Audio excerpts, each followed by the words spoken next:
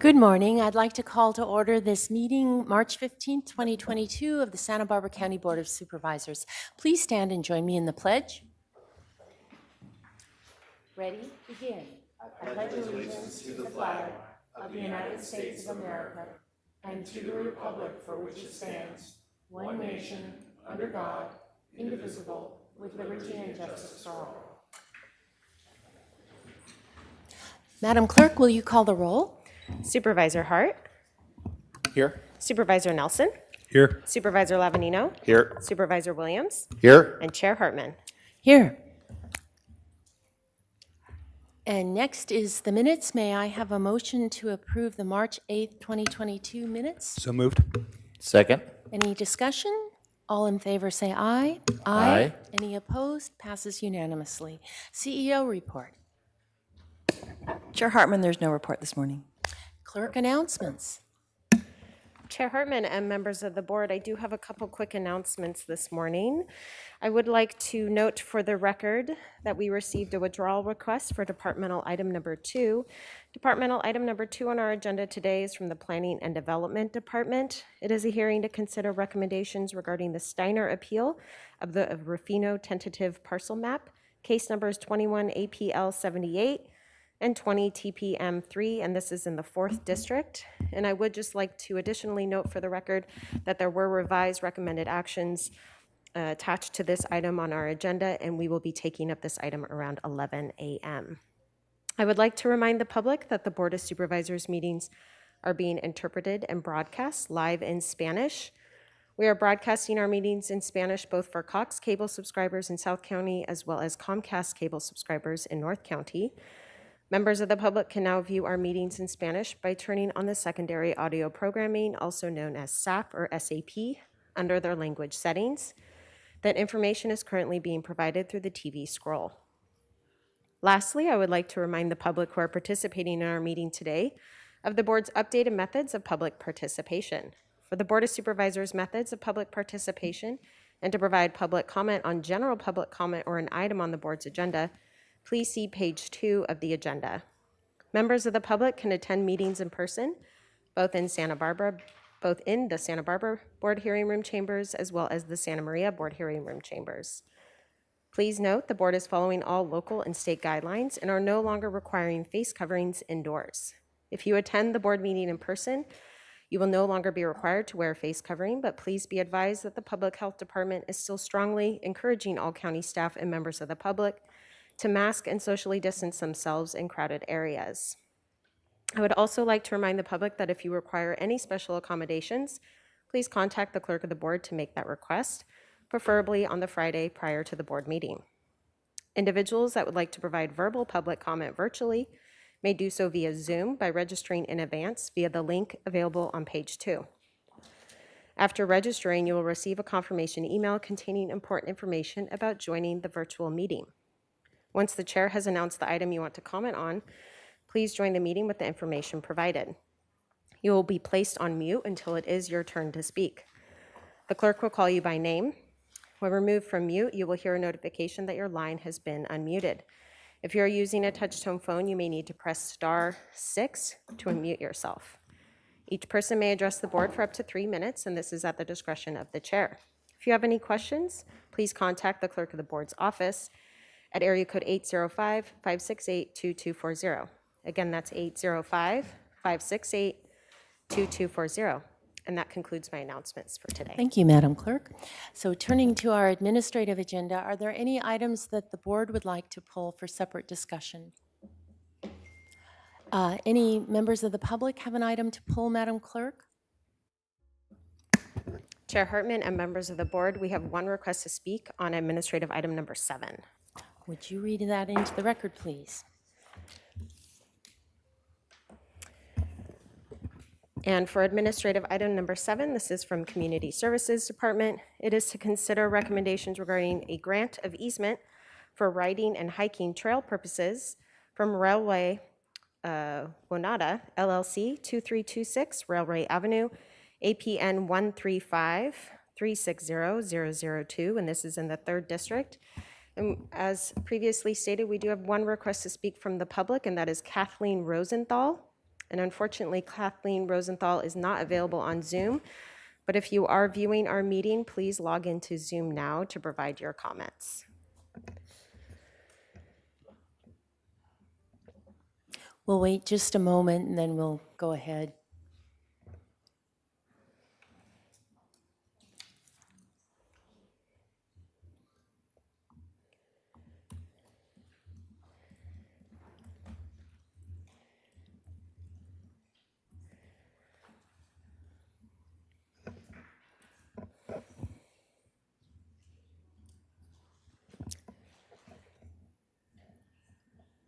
Chair Hartman and members of the board, it appears Kathleen is not logging into Zoom at this time. Okay, so I would like a motion then to approve the balance of the agenda. I'll move to approval of the consent calendar. Is that meaning you want to still keep that one out? No, I think we'll move on. Okay, then I'll move approval of the entire consent calendar. Second. All in favor, say aye. Aye. Aye. Any opposed? Motion passes unanimously. Turning to administrative item number 44, would you read that into the record, Madam Clerk? Chair Hartman and members of the board, beginning with our first resolution to be presented today, we have administrative item number 44, sponsored by Supervisor Hart. It is a resolution to adopt a resolution proclaiming March 31st, 2022 as Transgender Day of Visibility in Santa Barbara County. And we're joining us in person today, we have Kathy Abad. And if you can please join us at the podium, and anyone else you'd like to join with you, feel free.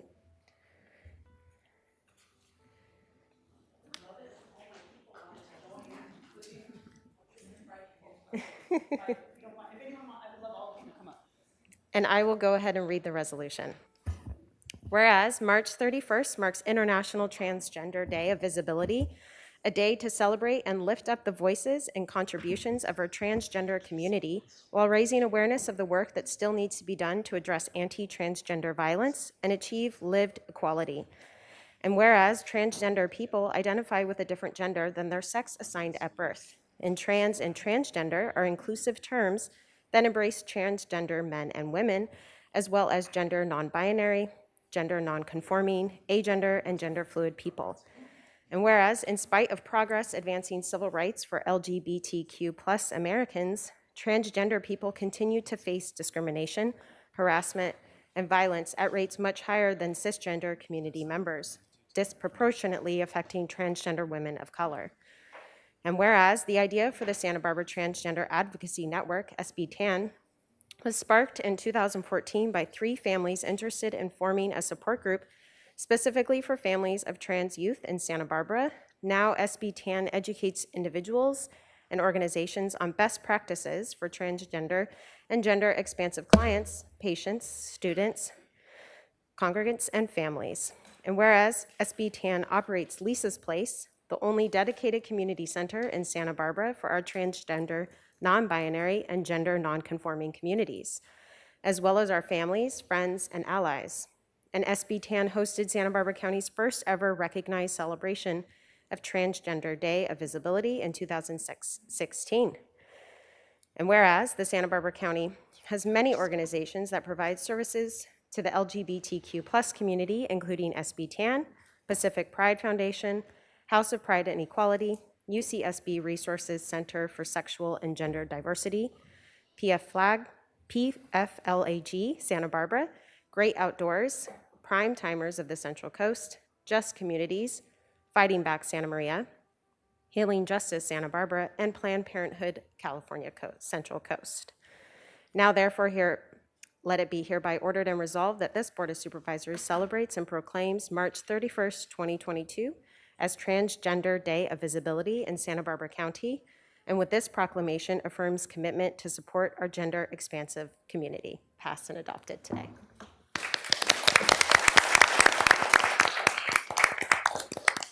Supervisor Hart, you want to lead off? Yes, thank you. Oops. Thank you, Chair Hartman. As part of the Chair's new Cultural Celebration Program, I'm very proud to introduce today's resolution proclaiming March 31st as Transgender Day of Visibility in Santa Barbara County. Throughout our community, there are many people who identify as transgender, gender binary, non-binary, or gender non-conforming. Emmy Award-winning actress and advocate Laverne Cox said, "It's revolutionary for any trans person to choose to be seen and visible in a world that tells us we should not exist." Trans Day of Visibility provides us with an opportunity to recognize these community members while also taking a moment to increase awareness and education about the experiences of our trans community. Our country has made great strides in advancing gender equity, but there still is much work to be done to increase equity for trans people. With this resolution today, the County of Santa Barbara is affirming our support for our trans community members and recognizing the ways that trans people are making a positive impact in our community by leading with authenticity, courage, and pride. Thank you all for being here today, and thank you, Kathy, especially.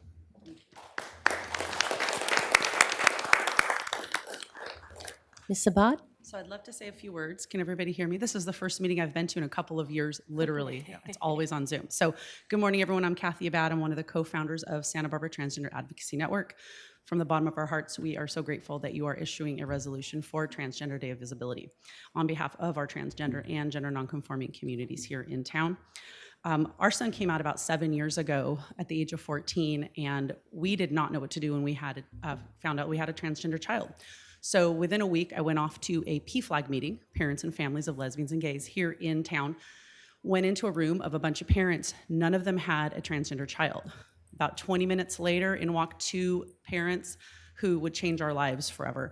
One of the parents was talking about wanting to form a support group for parents. I was like, hold on, I don't know, I have to wrap my head around this. I don't know what I'm doing here. And from there on out, we were, forming, bonds with the school system, helping meet with Dr. Cash, the superintendent, doing all these wonderful trainings and stuff like that. There are so many fantastic, flourishing transgender and gender nonconforming people in our community now. I just cannot imagine our town being, not having this organization and so many of the other organizations, again, Pacific Pride Foundation, PFLAG, UCSB's Resource Center for Sexual and Gender Diversity, House of Pride and Equality, Just Communities, Planned Parenthood. There are so many others as well. We are also interconnected, and we would not be who we are without all of these organizations. Some of the things that SBTAN has done is talk to over 500 families over the last 7 years. We worked with the school district to add chosen name and pronouns to their software and help create gender neutral restrooms at Dos Pueblos High School and so many other things. We don't know where we would be without SBTAN and all of these other wonderful organizations.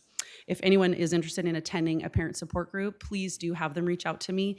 And also for those of you on the call today on Zoom or here in the room, please do consider getting involved in one of your LGBTQ+ organizations in the community. We need everyone's support. Thank you. Thank you for being here.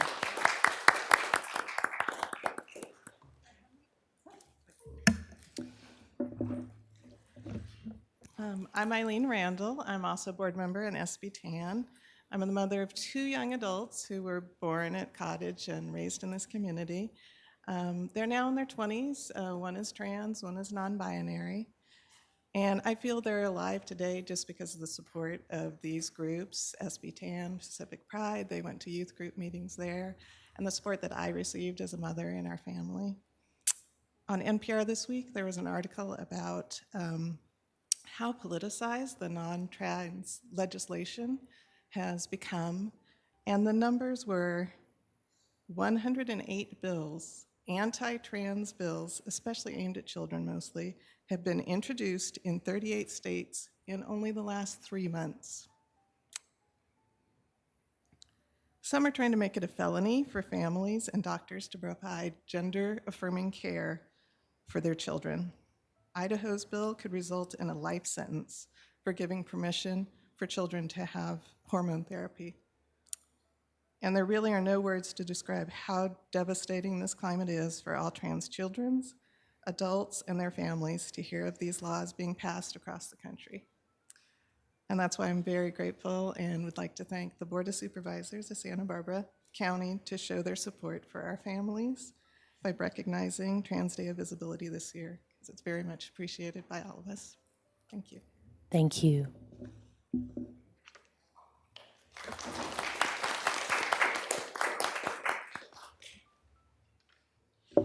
Thank you, Board.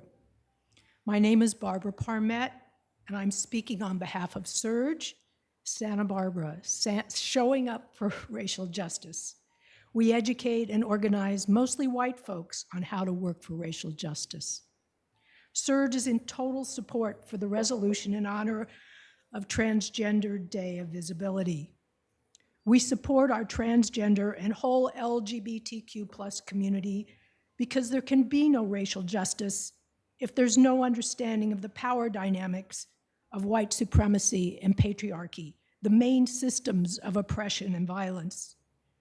By understanding how our white culture of domination is violent at a personal level, as well as in a larger cultural context, we can begin to see why we need to stand up and show up for our family and friends in the queer community. The term intersectionality is a new term not everyone understands. It is a helpful way of looking at how our movement for social change is not just about race.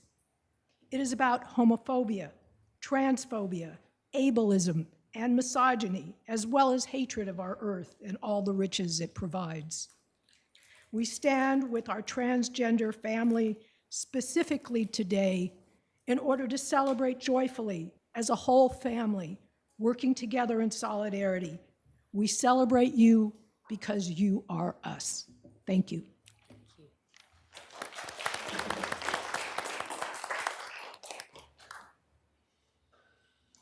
Really briefly, I'm Tyson Halseth from Pacific Pride Foundation, and I just want to congratulate SB Town on the incredible work they've done educating, advocating for, and celebrating the transgender community. And thank you to all of you.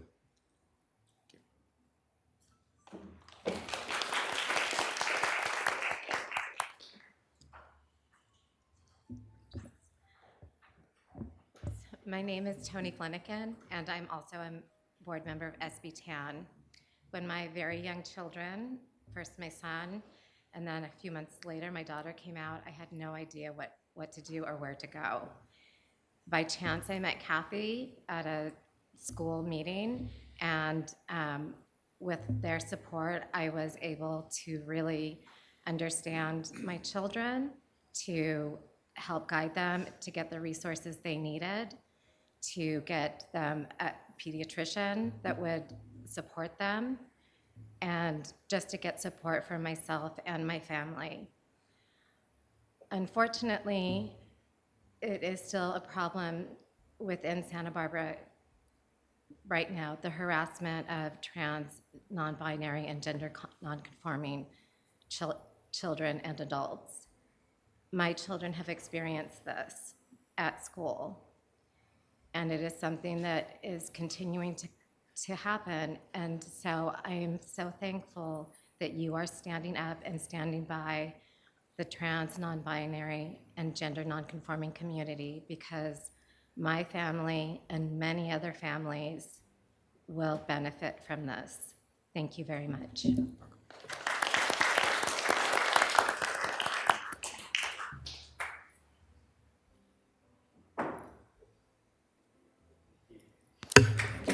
Thank you. Supervisor Williams. Well, we know that growing up can be a gauntlet, and that schools can be a cruel place. And so for me, this is all about saving lives. It's all about making sure that our youth, regardless of their identity and their choices, have the support from the community to be able to live when we see just a great high incidence of depression and suicide among this population. So to me, it's about something even more basic, the ability for us to ensure that our young people make it to adulthood. Thank you. Supervisor Hart, did you have an additional comment? I just want to thank everybody who spoke today. This is really an important part about raising awareness in our community for all the wonderful people who are now visible in a way that should be normal and natural and a regular part of everybody's experience in our community. And this is an aspirational moment. We want to achieve all the things that all the speakers spoke so eloquently about. And this is a small step and important, symbolic, and shows our commitment, and the fact that we're speaking to this issue directly is an important day. So thank you all for coming and participating today.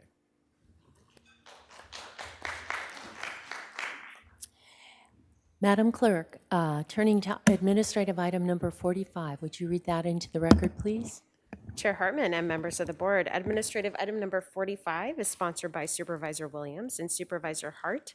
It is to adopt a resolution proclaiming the month of March 2022 as American Red Cross Month in Santa Barbara County. And joining us in person today, we have Eric McCurdy. And Eric, if you can please join us at the podium, and I'll go ahead and read the resolution into the record. Whereas, in 1881, Clara Barton founded the American Red Cross, turning her steadfast dedication for helping others into a bold mission of preventing and alleviating people's suffering. Today, more than 140 years later, we honor the kindness and generosity of Red Cross volunteers here in Santa Barbara County, who continue to carry out Clara's life-saving legacy. And whereas, in times of crisis, people in Santa Barbara County come together to care for one another. This humanitarian spirit is part of the foundation of our community and is exemplified by American Red Cross volunteers who donate their time, give blood, or learn vital life-preserving skills through the Red Cross. And whereas in Santa Barbara County, the contributions of local Red Cross volunteers give hope to the most vulnerable in the darkest hours, whether it's providing emergency shelter, food, and comfort for families devastated by local disasters like home fires, donating essential blood for accident and burn victims, heart surgery and organ transplant patients, and those receiving treatment for leukemia, cancer, or sickle cell disease, supporting service members and veterans, along with their families and caregivers, through the unique challenges of military life, helping to save the lives of others with first aid, CPR, and other skills, or delivering international humanitarian aid. And whereas we dedicate this month of March to all those who continue to advance the noble legacy of American Red Cross founder Clara Barton, who lived by her words, "You must never think of anything except the need and how to meet it." We ask others to join in this commitment to give back in our community. Now, therefore, be it hereby ordered and resolved that this Santa Barbara County Board of Supervisors do hereby proclaim March 2022 as American Red Cross Month and urges residents of Santa Barbara County to become partners in preparedness with our Santa Barbara County Red Cross chapter and act as active participants in advancing the humanitarian mission of the American Red Cross, passed and adopted today. Supervisor Williams? Well, I just think that if you look at the research done on natural disasters, that you find that people basically lose interest after a certain amount of time after these disasters, and that's where crucial preparedness gets dropped. And so, number one, I want this to be an opportunity to remind folks of that sometimes the most important time is when there's no disaster, right? In terms of what kind of efforts a community takes for resilience, what kind of support nonprofits get to be ready to come in and help, and what we do as individuals to just, prepare, just like the basics. Food, water, an oversized wrench for your gas line to shut off your gas line and so forth. These are the kind of things that we need to pay attention to, because history should show us that we don't have a natural disaster right now, but we will. So we need to be prepared, and we appreciate all of the incredible organizations that we see in town helping us with this preparedness, partnering with the county. And today, we want to honor the American Red Cross for their role in doing that. Supervisor Hart? Yeah, and I just want to thank the Red Cross volunteers and all the people who do step up for our community the way Supervisor Williams described, and also recognize our county employees who are all disaster workers. And when these events occur, everybody's all hands on deck, and we have a lot of retirements happening today. There's a bunch of folks who are being recognized for many, many years of county service. And I wanted to just specifically mention a couple that I know. John Fry and Maureen Spencer in the Public Works Department have been just hand in hand with the American Red Cross through all the disasters that we've experienced together. And they will be sorely missed as county employees, but this is a great opportunity to kind of wrap them into the celebration of the Red Cross too. So thank you for being here today.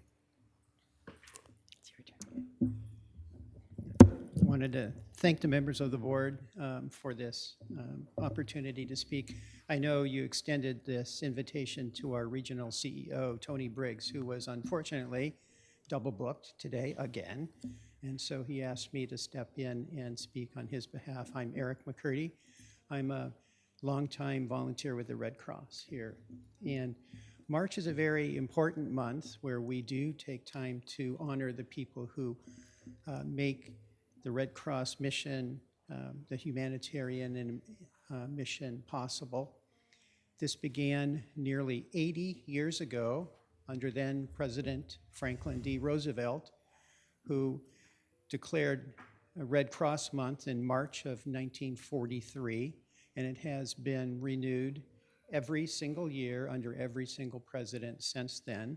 And as a longtime resident of Santa Barbara County and a longtime Red Cross volunteer, I'm very happy to see that the county of Santa Barbara is stepping up and acknowledging this as well. So thank you very much for this opportunity. Thank you for being here. Madam Clerk, item number 46. Chair Hartman and members of the board. Our final resolution today is administrative item number 46. This is sponsored by Supervisor Lavanino. It is to adopt a resolution proclaiming March 24th, 2022 as World Tuberculosis Day in Santa Barbara County. And receiving this in person, today we have Dr. Vondo Reynoso, our Public Health Director, Dr. Henning Ansorg, our Health Officer, Paige Batson, our Deputy Director of Community Health, and Karen White, Supervising Public Health Nurse. And I will go ahead and read the resolution into the record. Whereas on March 24th, 2022, in observance of World Tuberculosis Day, the Santa Barbara County Public Health Department joins the global effort of this year's theme, Invest to End TB, Save Lives. And whereas TB is a preventable disease, yet many in our community, including infants, children, and pregnant women, still suffer. Cases in Santa Barbara County have increased to a total of 25 cases in 2021, representing a case rate of 5.14 over California's target rate of 4.6. And whereas Disease Control TB staff will focus on recovery from the COVID-19 pandemic and prioritize outreach to vulnerable communities whose access to healthcare have been most interrupted. And whereas the County of Santa Barbara is committed to eliminating TB and actively engaging with providers, healthcare agencies, local partners, especially those serving at-risk populations in our community, to promote preventative and early diagnosis of TB.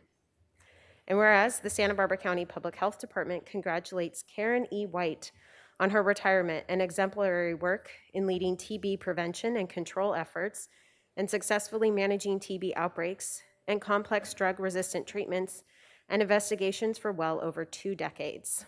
Now, therefore, be it hereby ordered and resolved that this Board of Supervisors does hereby proclaim March 24th, 2022 as World Tuberculosis Day in Santa Barbara County, passed and adopted today. Dr. Dorinoso.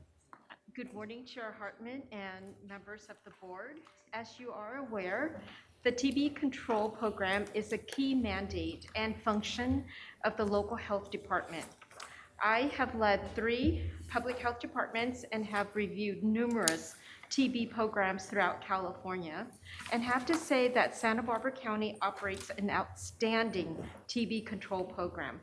Huge kudos to Dr. Ansorg, Ms. Paige Batson, and Supervising Public Health Nurse Karen White for their leadership, and to our team, in the community health and at our 5 healthcare centers and 3 homeless shelters, clinics for their tireless work to protect the health of Santa Barbara County by containing and preventing the spread of TB.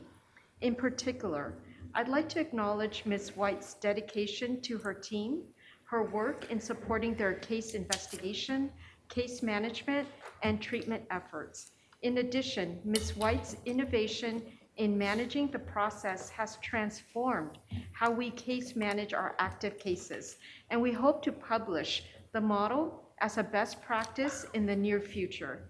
Huge applause and appreciation for Karen for all her years in the TB program.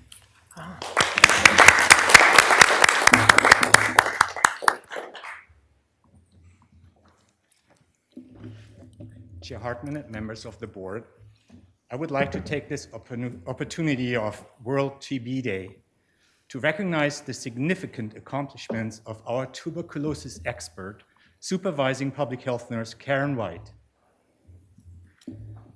Karen has been the backbone of our local tuberculosis program for many years. She has trained and mentored countless nurses, physicians, hospital infection control specialists, and health educators. And she has made sure that all TB patients in Santa Barbara County receive optimal tuberculosis care. She has been instrumental in limiting further spread of TB disease in our area. Unfortunately for us, she is now going into well-deserved retirement. Karen, please know you will be missed greatly. Thank you for your service to our communities. And would you please remain available for those tricky questions nobody else can answer? Thank you. Thank you very much, all of you. I've been very fortunate to have had a job that I truly love. Those that know me very well know my passion for the disease control program. I've also worked with many wonderful and dedicated staff and internal employees within the public health department, and even our external partners in the providers and also other agencies. And what really motivates me have been the patients, especially our vulnerable patients that we serve. I hope you have time when you're after the meeting to look at our data. I've been here a long time, and I've seen the many advances in TB that have just been so exciting to early diagnosis and early prevention, and we want to continue our efforts. We actually were able to secure a health educator who is now dedicating herself, boots on the ground, to going out to the vulnerable populations and educating them and empowering them to get screen tested and to take short-term regimens to prevent active TB. And so I know that it's going to continue. We're already aware of other advances that are coming through. And at the end of the day, I'm very grateful to have worked for the health department. And my message to everyone is just to continue to make a difference to our patients and our community. Thank you. It's wonderful advice. Thank you. So we're now turning to general public comment. Madam Clerk, do we have any members of the public who'd like to speak on items not on today's agenda? Chair Hartman and members of the board, yes, we have one request to speak on general public comment, and that is Dr. Amy Smith. And we will go to Zoom for Dr. Amy Smith. Amy? Good morning, Chair Hartman, supervisors. I wanted to speak about the comment made 2 weeks ago by Supervisor Doss Williams in response to a comment in public comment where a speaker was saying to kill Russians. He suggested people could donate to a charity, Doss Williams did, not the speaker, that buys ammunition and things for the Ukrainian military. And I'm very concerned about the level of investigation and knowledge that he has about this conflict, and taking time to advocate for this in our county meeting when we have a lot of pressing issues here in our own county. And of course, when you take action without adequate information, you have the potential to be causing more harm, and you also have the potential to be participating in evil. So it's very important to be informed, fully informed when you make decisions and advocate other people send bullets to kill people, that you know what's happening in a conflict. And if you don't have the time and the resources to get up to speed, then you should remain silent. And so I strongly encourage people to understand that our society is going through a transformation where voices that disagree are being suppressed through social media, through social pressure, and through the mainstream media, as had been happening already for a long time. But if you would like to understand more about the roots of this conflict in the Ukraine, I strongly recommend a talk that's had more than 21 million views by now by University of Chicago professor John Mearsheimer, called "Why is the Ukraine the West's Fault?" And it explains the provocative acts that the United States and NATO, an organization that has invaded several countries, Libya, Afghanistan, Yugoslavia, their actions escalated this conflict. And as Zbigniew Brzezinski said of the conflict in Afghanistan, he said, we led the Soviets into an Afghan trap. Well, once again, the US and NATO have led Russia into a trap in Ukraine. And so to end a conflict, you need to understand the roots of the conflict.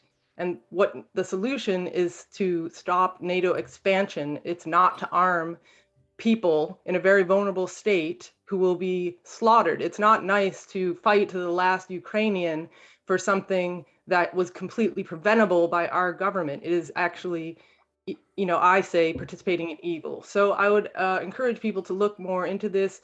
A diverse group of speakers have said that this is the predictable outcome, from Henry Kissinger to Noam Chomsky, Jeffrey Sachs, John Matlock.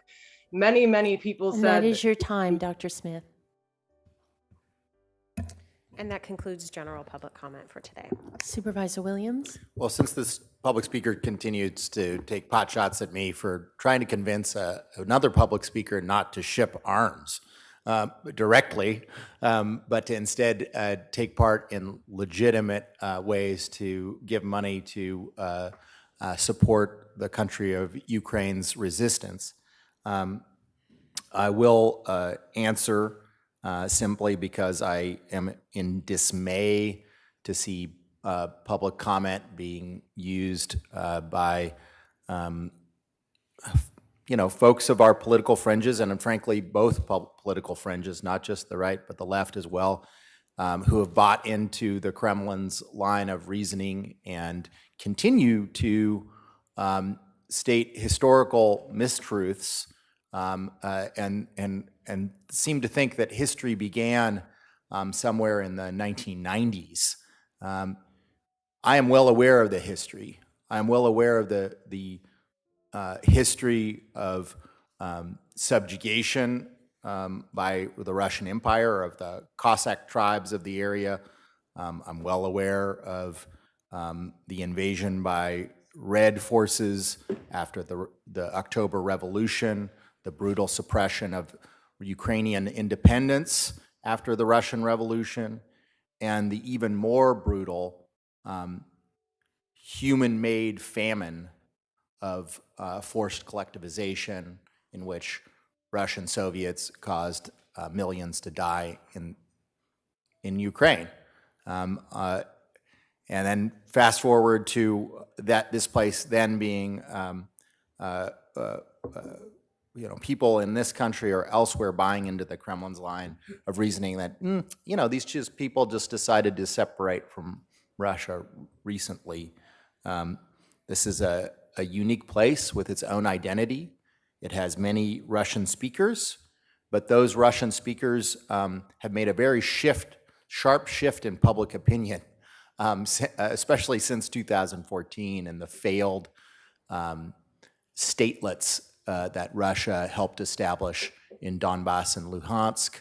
And so public opinion among Russian speakers in Ukraine was divided back then. It is not divided now. They do not want to be part of Putin's rebuilding of the Russian Empire or rebuilding of the Soviet Union, however you want to view it. And I think it is perfectly patriotic on any American's part to want to help the Ukrainians defend our way of life. We are a people that has a special history, but sometimes our commitment to our own democratic ideals is not yet, I would argue, is not yet proven.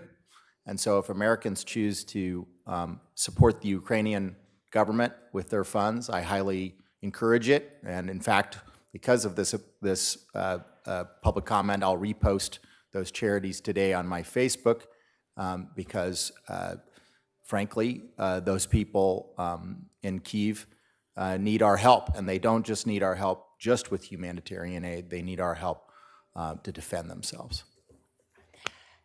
Turning to departmental item number 1, Madam Clerk, would you read that into the record, please? Chair Hartman and members of the board, departmental item number 1 is from the County Executive Office. It is a hearing to consider recommendations regarding a status report on criminal justice partners' improvement efforts. CEO Miyasato. Good morning, Chair Hartman and board members. Today we're here with our regular update on the work of the Justice Partners. On Zoom with me is retired Judge Cheryl Ellsworth, who's been working with the county to help us coordinate efforts. And I also want to thank Nicole Parmalee from my office, who's been helping as our analyst overseeing this. Next slide. Thank you. So just some background, as you know, that we've had regular criminal justice staff reports to your board, and the last update was in November. And I said we've been assisted by retired Judge Cheryl Ellsworth.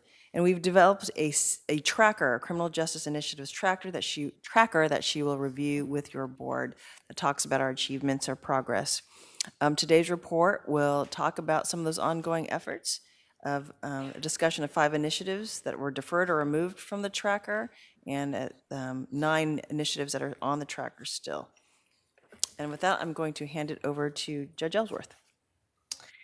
Thank you very much. I appreciate so much this opportunity to report back to you, Madam Chairman, and the rest of the board. It has been quite a fun ride this last little bit before I've come back to report to you. These are some important things have taken place. So in terms of our work, I will have to tell you that the last time we reported, we were in the throes of things, throes of trying to figure out what is the best way to go forward with getting ourselves out of silos and into some collaboration that would make a difference. So come with me on that journey that we've been going through for the last several weeks and months. The background is essentially this, that our criminal justice departments constitute about 23% of your operating budget. We've had ongoing attempts to work at the core of what significant changes can be made that will alter the state of the criminal justice system to improve and to be enhanced. There has been a lot of changes and struggles, and I say putting our fingers in the dike with COVID. But we still are working on some pretty important things. Last time we had divided the tracker into 3 buckets and tried to align those improvements into those buckets: transparency, equal justice, community solutions for public safety. Those 3 buckets are significant and are our charging orders, if you will. But we found out and discovered that each of the different initiatives or improvements had parts and pieces within each of these, so that one item does not lie in just equal justice. That, for example, access has a lot to do with equal justice, but it also has to do with transparency and solutions for our public safety. Next slide. So we want to focus on some strategic opportunities for improvement. We, as you will recall, had a kind of a shotgun approach the last time we reported, trying to gather all the things that we thought were important. And now we've been able to refine that to things that are doable and responsible and are making significant changes. We eliminated, or at least eliminated for now 5 of those improvements: treatment courts, the advocacy services, Thrive, mandatory settlement conferences, virtual arraignment courts.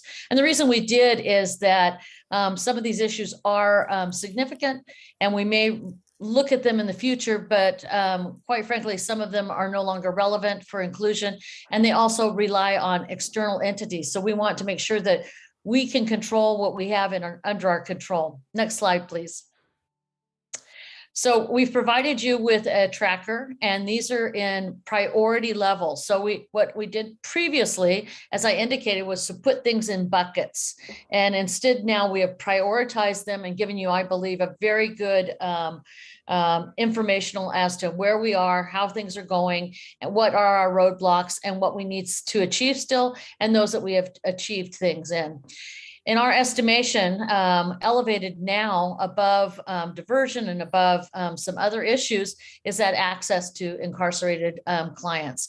We are working as a team very hard on this, because without access to the incarcerated clients, it is near impossible to do the work that we want to do with reducing the jail populations, with early intervention, with being able to help the courts by reducing continuances. And so this piece is at the forefront of our minds. We are meeting actively in small groups with those that can make decisions and continue to work with and wrestle with these issues, and very much appreciate the hard work of everyone.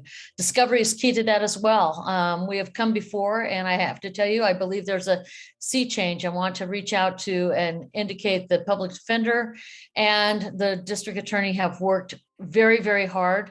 That discovery is coming on board sooner, and offers are being made. That's why it's so important that we get that access to the clients. And I find that even though we wrestled a lot, that we are getting a lot of cooperation with between the public defender's office and the DAs. And that's no small feat, because there's such a deluge of cases and backlog that these both of these entities are burdened down with the number of cases that are in your area. Multidisciplinary teams, this is really key. I'm going to go into it a little bit more in a moment. Shared alternative sentencing, pretrial supervised release, data dashboard, holistic defense, diversion, and resolving age cases. So this to us are really set our sights on, complete these things, move on to other issues. Next slide, please. So access to incarcerated clients. At first, we thought this was just getting laptops into the jail. We've had multiple roadblocks with COVID breakouts in the main jail. It has been very complicated to be able to get individuals moved. The court has been wonderful about working with us in these resolutions with the sheriff and with probation, public defender, and the DA's office. We need to continue working on this. We are working on things like taking a look at how many warrants are outstanding and what we can do to resolve those warrants that fall within safe parameters, to look at some kind of a program to resolve them so they don't go into jail again. This access is key to being able to work on the overall criminal justice improvements. Without it, we don't have the ability to resolve things early. We don't have the ability to resource people out to things that would be better programs for them.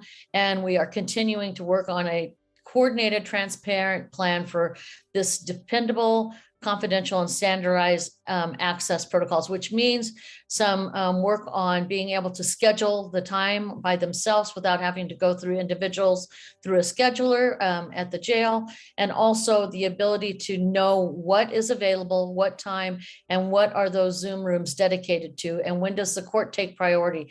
Seems like it would be an easy fix. It is not, and we are grappling with it, but it is at the forefront, and it's clearly important to us for access to justice. Next slide. This was provided by the Sheriff's Department, and I will say that we are working really hard on taking that 2022 and 2023 prediction and changing that line completely and trying to reduce what is going on in the jail. Like I mentioned, we're looking at warrants, we're looking at improvement of programs and resources that will assist in that. So that shows a trajectory that has been provided to us, but we are ever at the forefront of our mind, along with that access, is to reduce the jail population. Next slide. Discovery is, we have worked really hard. I have to have a shout out both to Sarah Gill and Nicole, who has come on as well. This discovery process that we started with as just the idea of, hey, we need to figure out a better way to do discovery. You've got body worn cameras coming up, you've got files, you're handing over CDs, and the sheriff department, along with the district attorney's office and public defender's office, and all of the department's probation have worked tirelessly. And at times we were arm wrestling. I'm going to be really honest with you. It wasn't easy. We took people through steps of a program that took time away from their busy schedules because of so many cases that they're dealing with. But by integrating Innovate SBC, a program that we have required everybody to go through, we have actually come about to a point where we are in the throes of an RFP, looking at two things that are clearly important to us: that technology is not the be-all answer, process and technology together. So we are looking at and have formatted our process and continue to work at that. I love to be able to report to you that we had 31 action items. 13 of those are completed within this Innovate SBC, and 18 are in progress and ongoing. Though they are not stalled, they are tracking exactly where we need them to be. It is my hope that we will be able to show the board in the very near future a recommendation for not only the technology, but a formatting of what the process will be for that to improve. Again, I have to tell you a shout out again for the hard work that, and I appreciate specifically, I don't want to call out anyone, but I'm going to, John Savernock and Lemaire and Tracy, and these folks have been working very hard at getting discovery quicker to the DA and offers and making a real difference in your county. Next slide, please.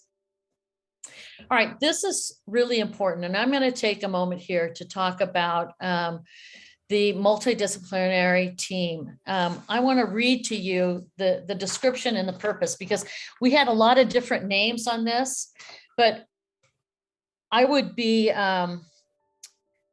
really passing over if I didn't acknowledge that a terrible incident happened in your community very recently. And that it will be very easy for people to say, oh, the system failed us again. A murder happened. Somebody that shouldn't have been out was out. And I am here to tell you that before you jump to the conclusions that a system failed you, as you deconstruct what occurred in that specific incident, it's super important to peel the onion all the way back and see what happened and why decisions were made and how we can improve on those. It does no good for any of us to just shout a system has failed. This new multidisciplinary team that has been worked out very hard and already been funded and ready to rock and roll essentially is exactly what we need to even throw a larger safety net around the things that can happen in a community if we don't have the right staffing, the right individuals for the right job. So this multi-agency assessment, case planning, and reentry coordinator is the person to be hired. And I would just like to read to you and get in the weeds just a hair so that everybody understands what this is. Through collaboration amongst the partner agencies and the leadership of the coordinator, which is that position to be filled, Santa Barbara County will ensure individuals entering the jail receive multi-agency assessments and case planning that will assist in successful release at the earliest stage possible based on real facts, their risk and needs, and the statutorily available options. This approach will assist in ensuring all diversionary options are maximized and individuals exiting the jail at all stages, pre-trial and post-sentence, have a more robust discharge plan and a warm handoff as appropriate. The work will interface work performed by multiple agencies, including probation, the sheriff's office, the public defender's office, and the discharge planning team. When you have that in place, you are working within the category of promising processes and at really state of the art. Next slide, please. Shared alternative sentencing pilot. We've been working on this very hard, and I have to shout out to both the sheriff and probation. We are in the finalizing of that. This is going to be one of the first that we can find in California, where we really look at the opportunity to have the best individuals doing the best job. The sheriff retains their legal authority while they are being assisted in the field by those individuals in probation that are equipped to do supervision. Very, very proud of this hard work. We've, again, like I said, the last time we reported, we were blasting out there the different things we could possibly do. And now we are actually coming to fruition on some of these. Next slide, please. I would say, without a doubt, that our pretrial supervised release has been a great success. That has grown now to 574 supervised clients as of March 1. I can say that it's remarkable, and it's due to the hard work of your partners. Next slide. The data dashboard is going forward, and not only is it going forward and working at an ability to refresh daily, it's up on the sheriffs, it's up on the probation. Both the DA and the PD are doing their own dashboards, not to the exclusion of this dashboard, but everybody's working very hard at transparency and accountability. We will improve on the dashboard as we develop. And also, I think what's really clear now that we've got the technique, the talent of probation who has prepared this for us, as well as the initiative of other departments, is that we have to get our consensus on data points, definitions, and we will work with you, Board of Supervisors, because we want to know what data points you want, and we want to know how we can define those so that we're all speaking in the same language.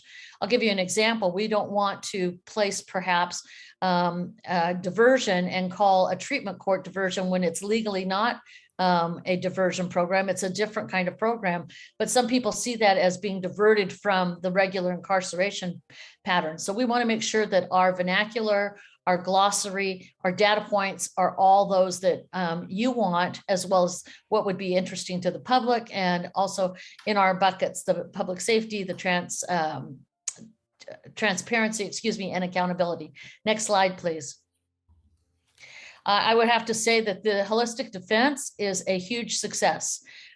This is now, when you look at the tracker, as well as this quick point from that, you can see that at the bottom line there, 94% appeared in court for their next scheduled court date. That along with all the other percents are pretty amazing. 73% connected with substance abuse treatment, 75% mental health services, 73% released and community supportive services.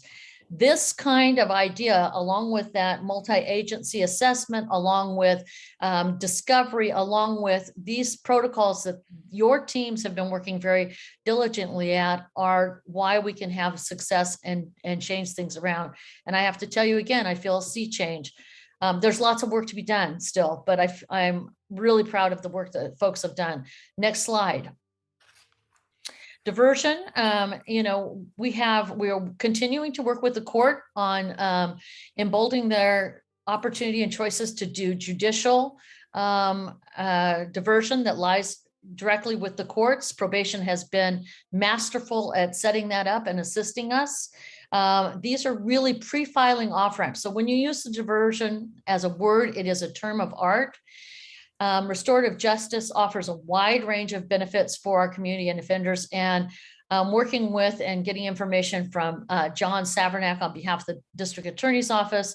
He is actively meeting with, as the district attorney, with NTTAC to get funding and timelines. So we have two things here that we're working stridently with, and that is the Neighborhood Restorative Justice Program and also the pilot program of felony diversion. Next slide. this is ongoing, and I don't have much to report on it. We've had COVID outbreaks. We've had all kinds of other things we're meeting on, but we are finding that if we pull these aged cases and get the eyeballs of probation, the court, the DA and the PD, these things are resolving. And so that's what we need to do with these, is continue to resolve these. Next slide, please. So we have future goals, and that is to the allocation of the funding set aside for data and discovery efforts, to put that to good use. Also to create and institutionalize an access plan that is sustainable and ongoing. We need to know when people have access to their clients in a private manner, and this is access to incarcerated individuals. We have to have that where everybody can look to something on a computer or in their hand and say, oh, I can go see my client in this room at this jail at this time, and that it is almost automatic. And that is something that we're all putting efforts into and working very hard at.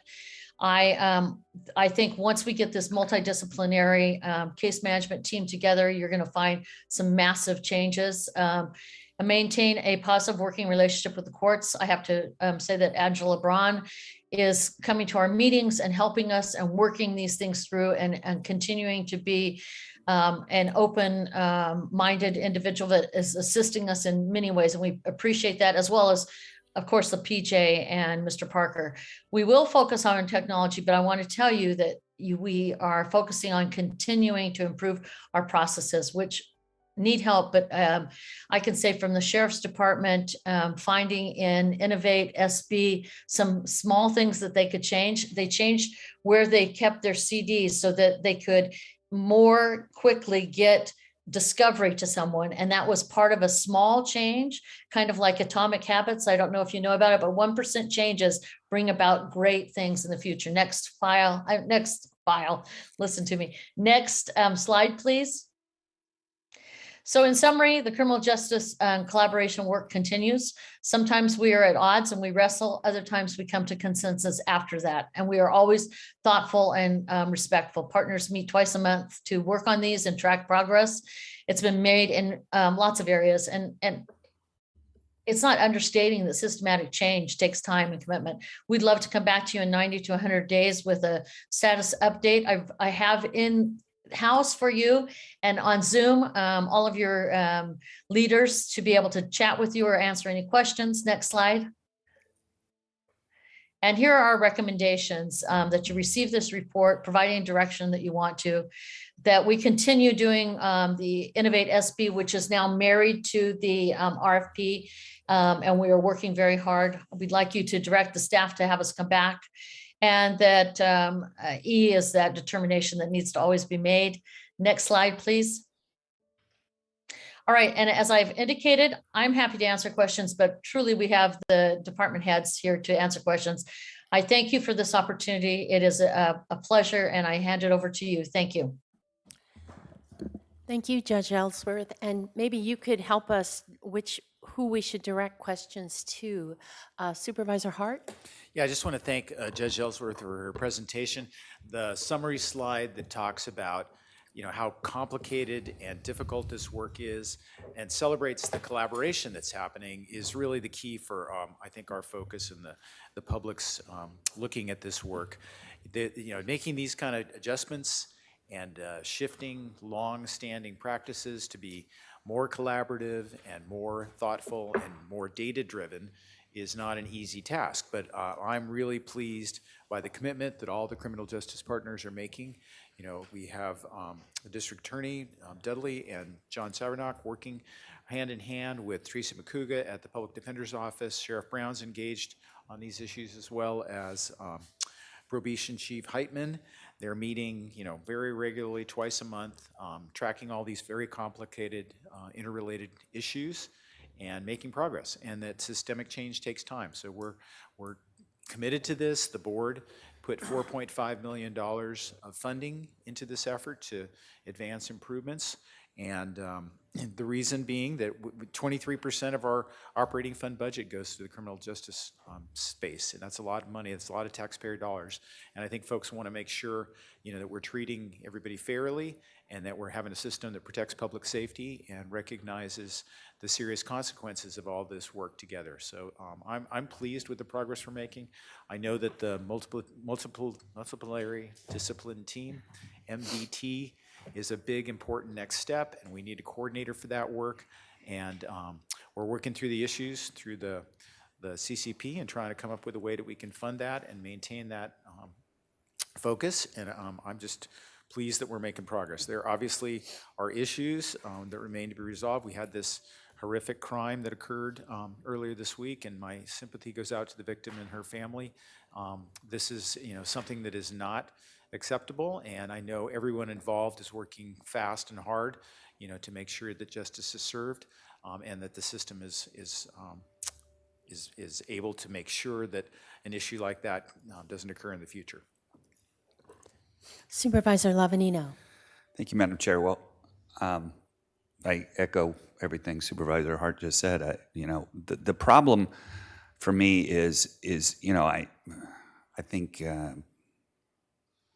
when we're out in the public and I'm trying to explain this to individuals, those that probably, before I got on the board, I probably felt the same way. Once we start analyzing the data and finding out really who's in jail, why they're in jail, and how long they're in jail, it's very confusing. And so what can trigger a complete reversal of all the work that we're doing is an example of what we had this week. And so Judge Ellsworth did touch on it a little bit and said, talking about pulling back the onion, I'd like to kind of pull back that onion if it's okay to do that, because I'm going to have to answer questions out in the public, and if we're going to be committed to this program, when something like this does come up, we have to respond. So I don't know who, or if it's too early to talk about it, and we can talk about it at the next meeting, but we do kind of have to know what some of the details were so that I can keep supporting the project. Supervisor Lavanino, I think what you're feeling is what a lot of us are feeling, exactly the same way, but I think it is too early, and we would have to have conversations with our justice partners. It's not just your department heads, it's also the courts, and to get more involved to peel back the onion. But I know that overall, we're all concerned about it, and one of the things that we show is a reduction in jail population. I just want to remind everyone, our goal is not to just reduce the jail population. Every criminal justice partner will say and believe, and I've worked with them now for the last couple of years, there are people who need to be in jail. Your public defender will say that. There are people who need to be in jail. So that's not what this is about. But we will get back to the board. We will unpeel the onion, as Judge Charlotte talked about, and come back with some more information. Supervisor Nelson. Yes, thank you, Chair Hartman. And I wasn't going to go there maybe until a little bit further, but what happened in Santa Barbara, I hate to say that, that's just a regular weekday in Santa Maria and Lompoc. So I don't want to put too much focus on that, because we have two communities, or the whole North County, that's suffering from shootings and murders on a weekly basis. So I know it's going to get everybody's attention because it's down here in the South Coast, but this is the reality that our constituents, Steve and I's constituents, are living with every day. And the person that we're talking about right now had a ankle monitor on, according to the news reports, but I would be shocked if those perpetrators of crimes in the North County aren't involved in the criminal justice system in some place. These aren't first-time offenders. And so, I think all these, to boil it down, all these numbers that we're looking at are great numbers. I'm a big fan of holistic defense and multidisciplinary teams. I think our county's been doing a great job, even prior to this awakening, on being progressive, compassionate, and innovative. I think we're continuing to put attention on that, and I think that's great. But at the end of the day, all these numbers mean nothing if our recidivism numbers don't go down, because that is really what's going to, the rubber meets the road in our communities is when crime goes down. So I don't care if we connect the people to resources if they're not availing those resources and getting engaged in that. So I know we're talking about this specific issue, and it does highlight the problem that exists, but this is a a problem that existed prior to COVID. I know in some communities, they didn't see crime go down when the jail population went down. In my district, it did. It went up considerably and continues to. And we have law enforcement partners that are overwhelmed, and this is something that we got to get our arms around. Diversion is a good option. Jail is a bad investment. I totally believe that. I do not want to put anybody in jail that does not belong in jail. The system did fail us, but the system isn't going to be perfect. That's the thing, the acknowledgement that I think we all need to understand. But we need to have diversion that, in the day, protects the public and the victims. And that's where I want to see those numbers get boiled down. And maybe that's a report annually on are these things working and which programs do work? Because I want to put more money into something that's working. And so, I think there's a sweet spot there that we can, as the five of us, get behind. Because I think we're all on the same page here, on making sure that we keep our communities safe. I do have one question about the money. I know we made an investment of $4.5 million. Was that a one-time investment, or can you talk a little bit more about what the budgetary implications of that is, and what are we looking forward to next year? This is this first year that we're kind of really making a concerted effort as justice partners.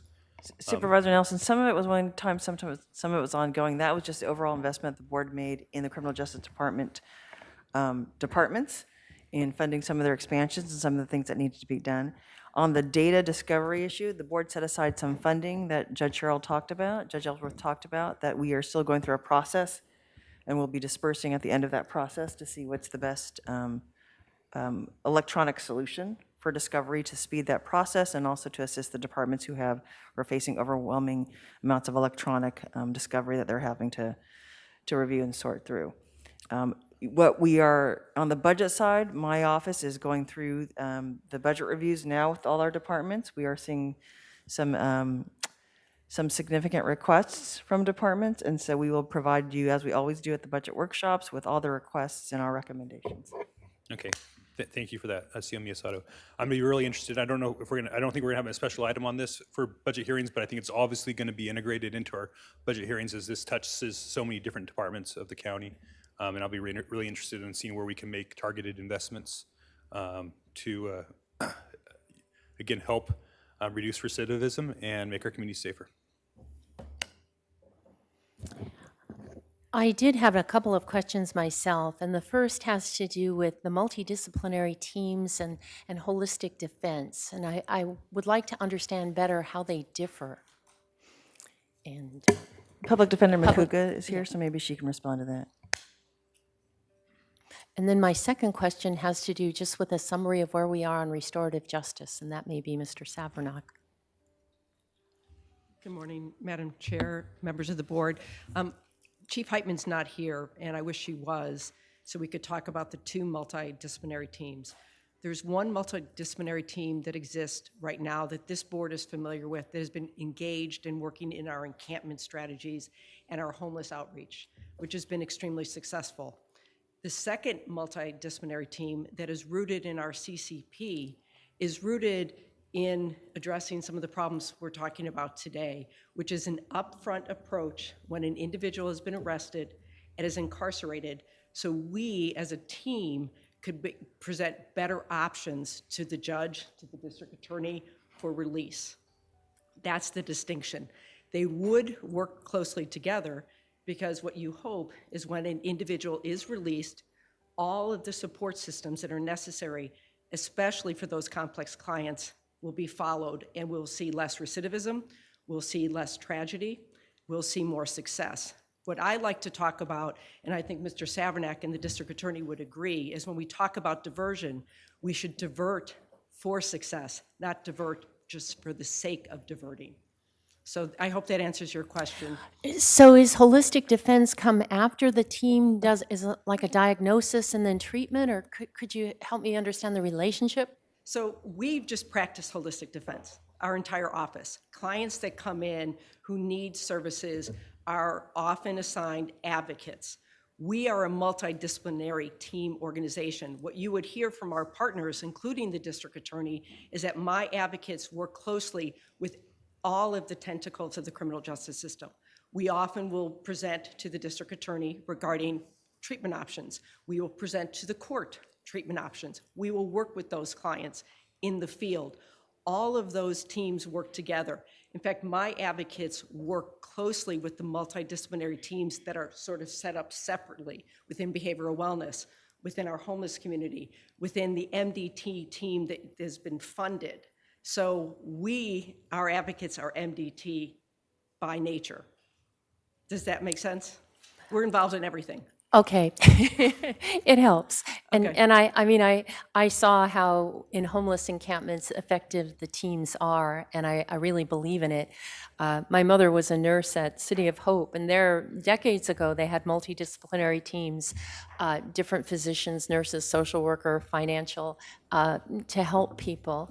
Anybody in the medical system who's gone from one doctor to another to try to get a diagnosis knows how frustrating that can be. So I really think the same is true with the criminal justice system, and that to bring people together, all of us is smarter than any one of us. So I think I really support that idea, and I'm glad. Maybe it's there's so many. It's now become a best practice. So I guess there are many different multidisciplinary teams. And Supervisor. and I apologize. And the great news is Chief Heitman is here from Sacramento on Zoom, and I really would like her to talk about this issue too, since it is really her brainchild as far as the MDT approach up front in the criminal justice system. So Sure, Chief Heitman and then Supervisor Nelson. Chair Hartman, I'm actually not in Sacramento yet. I'm stuck at the LAX airport, so I apologize for any problems with my sound or my video.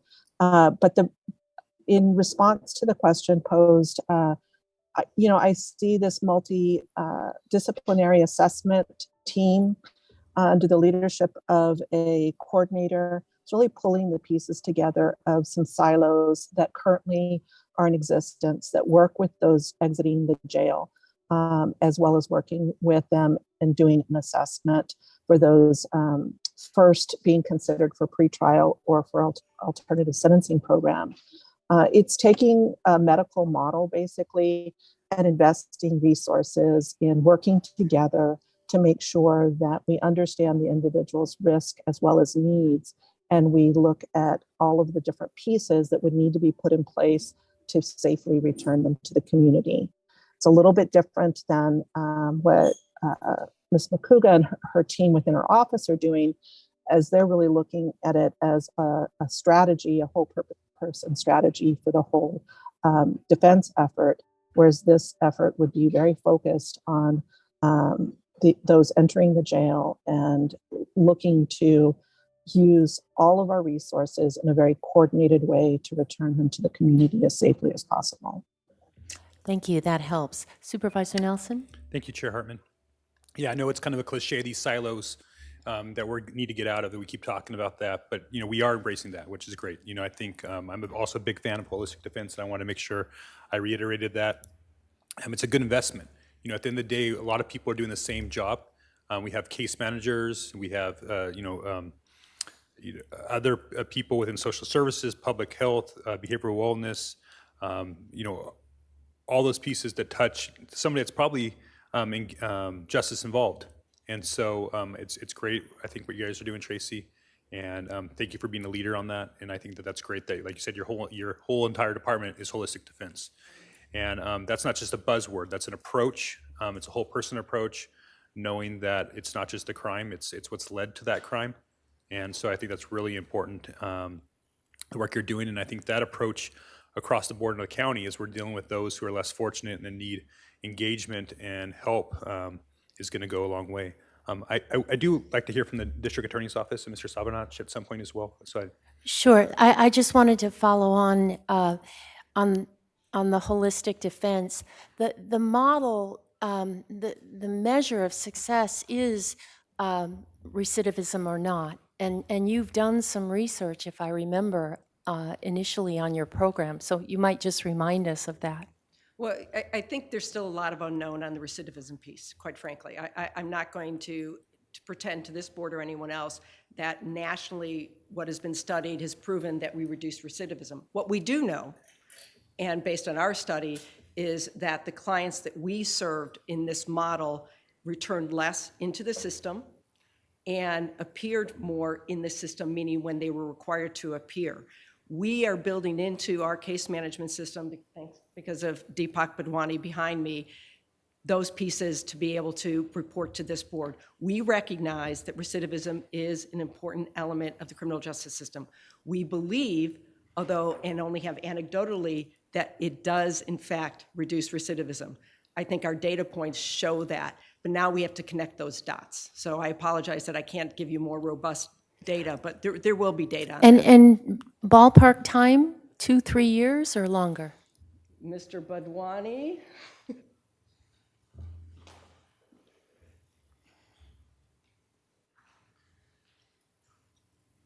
Good morning, Madam Chairman. We are looking to build those data points within our case management systems currently to get at the information that Supervisor Nelson mentioned in regards to recidivism. And so our goal is within the next 12 to 18 months that we're able to report on that data and get the feedback and continue making improvements and make sure that the information presented is providing the information that we need to all see. So less than 2 years. Correct. Thank you. No problem. Any more questions for Public Defender? Mr. Savernock.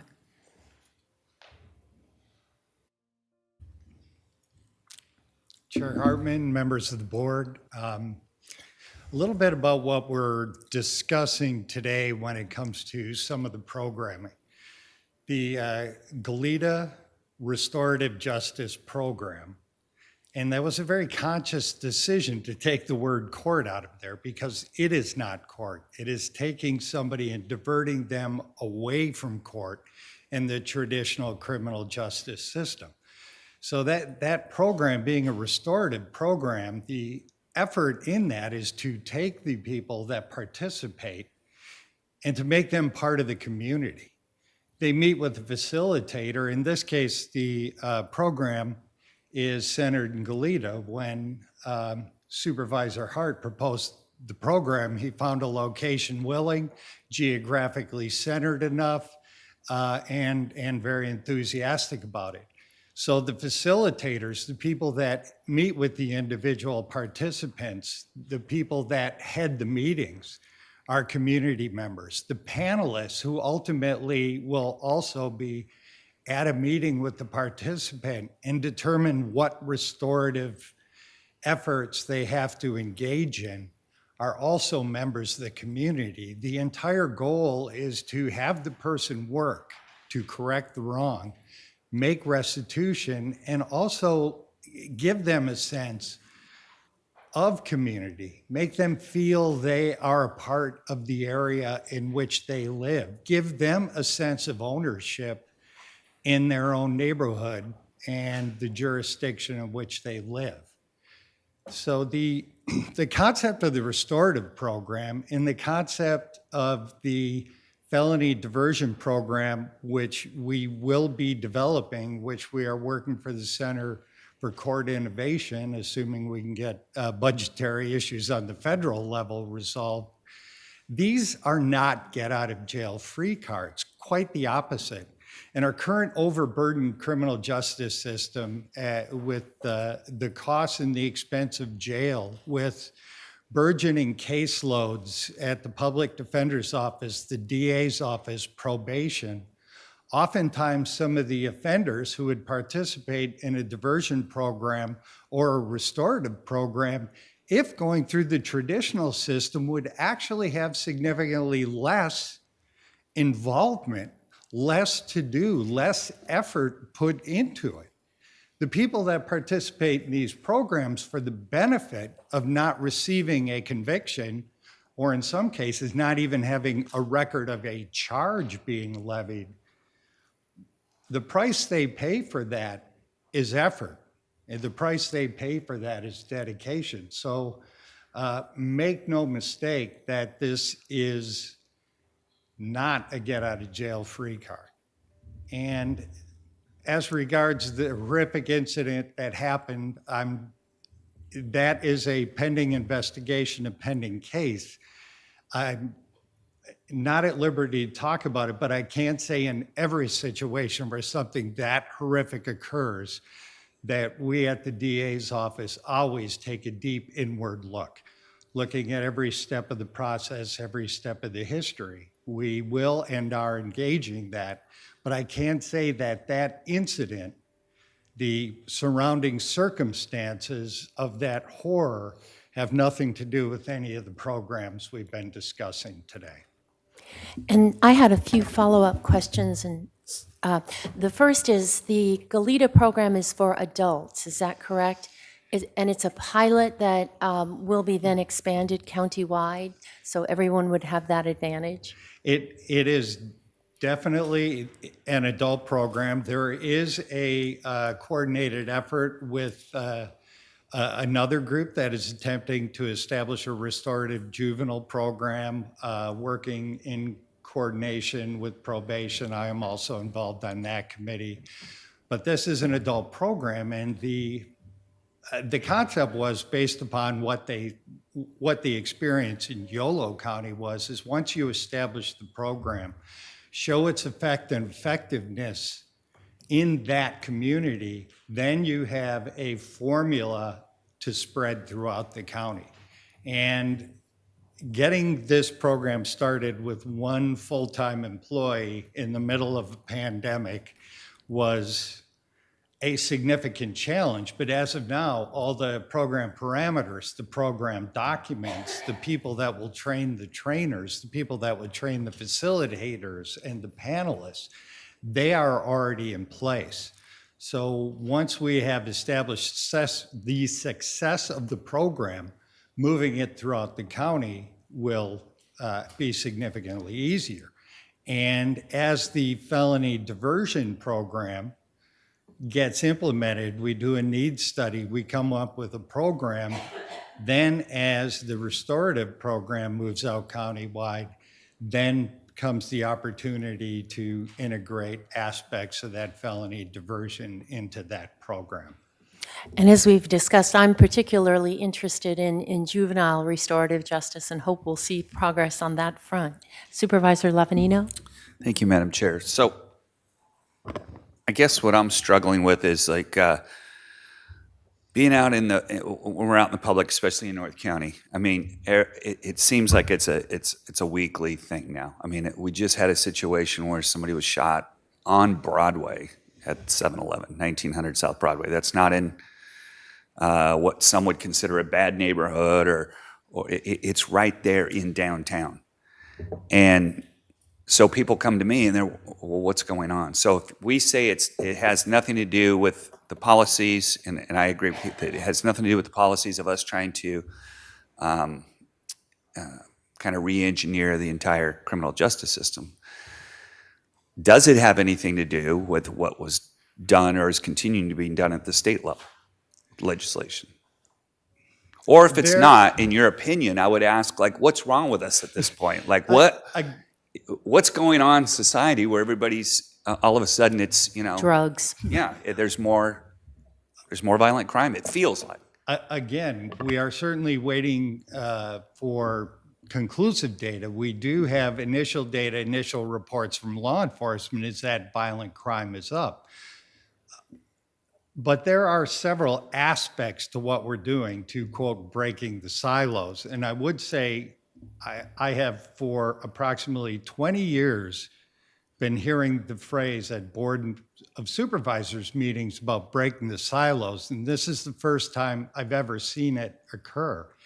And from a fiscal perspective, let's just ignore issues, other issues from systemic fairness. From a fiscal perspective, once you silo, you have redundant systems. You have systems that don't communicate. It's for this board and this CEO's office to actually see how the various entities interact. So all that being said, there are cases that are beyond what we're talking about today. District Attorney Dudley, myself, the DA's office has always favored a cautious approach, an evidence-based approach, an approach to programs that are based on evidence and are thoughtful but there are some crimes in their nature that, from the perspective of the DA's office, are beyond programming. Crimes of serious violence, serious gang crimes, murders, weapons offenses, shootings. There are some crimes that my office is not talking about incorporating into programming. We do feel that the provisions of the penal code that actually send somebody to prison oftentimes have the benefit of preventing further victimization. So there are things that occur that are so shocking and violent that we are not considering them part of programming. So we are concerned. We are concerned what happens in Sacramento. We are big advocates of transparency. We are big advocates of taking an inward look at statistics and what has occurred. But we need to get to the root cause of the problem once we get those statistics. And there are times in Sacramento where there are situations where people who have committed very violent offenses are coming back into our communities. So we can attempt to intercede, we can attempt to do programming, but some of it is beyond our control. Thank you. Well, I see no more lights up here. I think Mr. Savernuk said it all, that he's seen silos addressed for 20 years, and our CEO and Judge Ellsworth are finally making inroads here, so it's much appreciated. Chair Hartman, I believe Judge Ellsworth had her hand up, if you wouldn't mind calling on her. Of course. I just wanted to add to that perspective, because when you have violent crimes occur or any kind of crimes occur, we want answers. We want to know why. We want to know how could this have happened and how can we curtail this kind of behavior.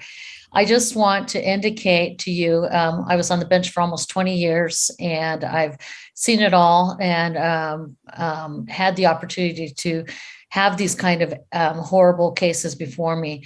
What you're doing is really providing an opportunity, and I've used this phrase before, and I apologize, but it is the Harry Potter sorting hat.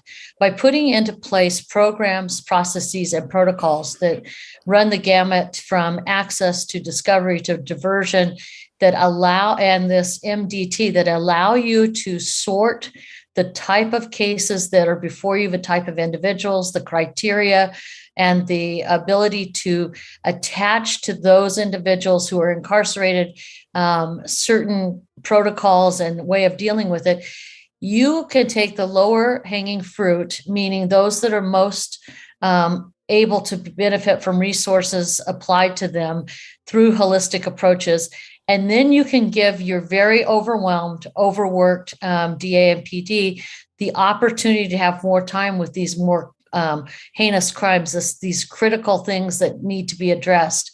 If you think of not having none of these programs and all the silos up, then what happens is every day in a day of a DA or a PD or in a court or a probation officer is they are handed a mixed bag of items to deal with. If there's not a systematic way of dealing with them, then things do become ever more complicated. When we are spending more time on doing a trial on a low-level misdemeanor because we haven't been able to give them resources and independently made determinations that will help them. So I say by putting these very meaningful programs into place, by busting these silos up, that you are going to give more time and more thoughtfulness and more opportunity to screen for these type of crimes. I will tell you, unfortunately, no matter what you do, no matter what system is in place, there will always be aberrations, but we certainly can address them with a clear conscience if you know that you're giving the right amount of time and processes and ability to take a look at this. And when I say to peel back the onion, I think that many times we can find that, oh, wow, we blew it there. opportunities so that we can change and grow. Unfortunately, again, my heart goes out to the family and of the victim and the victim's extended family. But these are opportunities for us to put you in a better place to address those complicated and heinous crimes as well. So it's Thank like a you. triage system.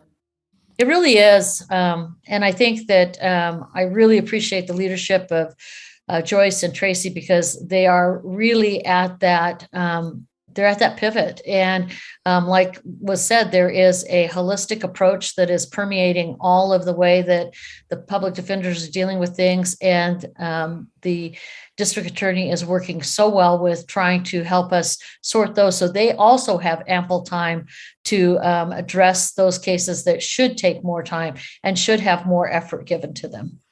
Supervisor Hart and then Supervisor Lavanino. Yeah, I think that Supervisor Lavanino really hit the nail on the head. You know, what is it we're trying to communicate to members of the public who have concerns about public safety in our community? And I think that the answer we have is that we have all of the criminal justice partners here in the room working together, collaborating on improving the system. And there's a tremendous commitment of everybody engaged, and the board as well, folks from the courts too. And this is a sustained effort that we're resourcing with the right money and investment, and we're looking at every incremental step that we're making. We're collecting data, we're refining that, we're making informed, smart decisions about how to make the system better and improve public safety. And the point and the reason why is that virtually every person who enters the criminal justice system eventually comes back into the community. And we want that person to be in a better place, to be a productive member of our community. And we want our community safer as a result of that experience. And we can do better things. We can break down the silos where folks fall through the cracks. We can provide the resources to help that person get back on track. We can punish that person and teach them a lesson when they commit a heinous crime and they deserve to spend time, in prison. And all of these things are complex and require a strategy and willing partners to work together to make things better. And we're just really fortunate to have that and to have this process and to get regular reports on their work together. And as long as we stay committed to that and the partners stay committed to that, I'm really confident that we're going to end up with a much improved system that folks who live here, who ask that question directly of us, will have a clear answer to. Supervisor Lavanino. Thank you. And I want to just thank Judge Ellsworth. That really helped me. That piece that you gave me about reprioritizing and where we really spend our time, energy, and money.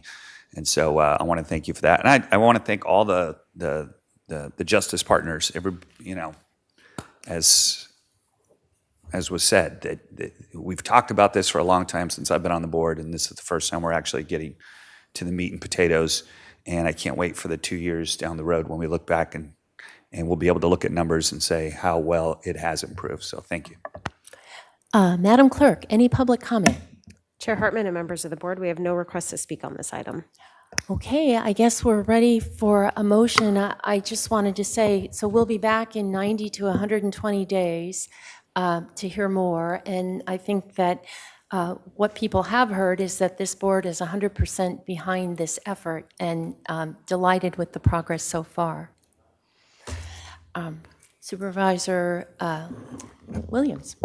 I move items A through E. Second. And all in favor say aye. Aye. Aye. Any opposed? Passes unanimously. Thank you.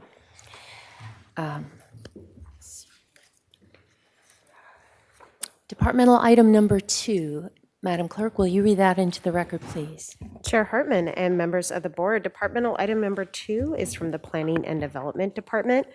It is a hearing to consider recommendations regarding the Steiner appeal of the Rufino tentative parcel map, case numbers 21 APL 78 and 20 TPM 3, and this is in the 4th District. And as previously noted earlier, the department has submitted additional revised recommendations to withdraw this item today. Director Plowman. Madam Chair, members of the board, so Ms. Alexander represented the item well. We are happy to share with the board that there was an arrangement worked out between the appellant and the applicant, and so we are requesting, or the applicant and appellant are requesting that the item be withdrawn from the board's agenda today. Happy to answer any questions. Supervisor Nelson. Yes, thank you, Chair Hartman. Director Plowman, so does that mean that it's withdrawn at that point, then the project's now approved, or the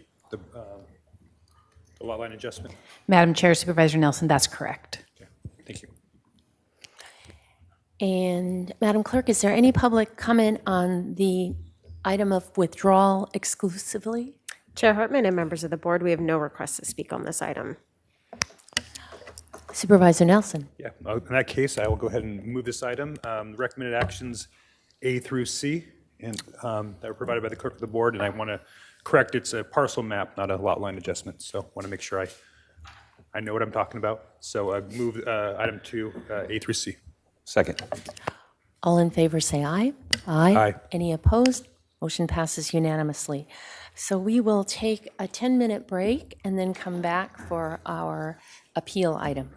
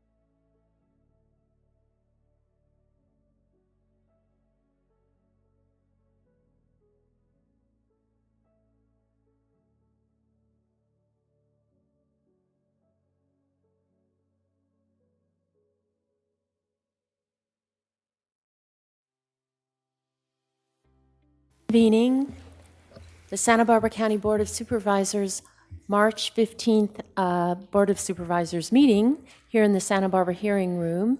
Turning to departmental item number 3. Madam Clerk, would you read that into the record, please? Chair Hartman and members of the board, departmental item number 3 is from the Planning and Development Department.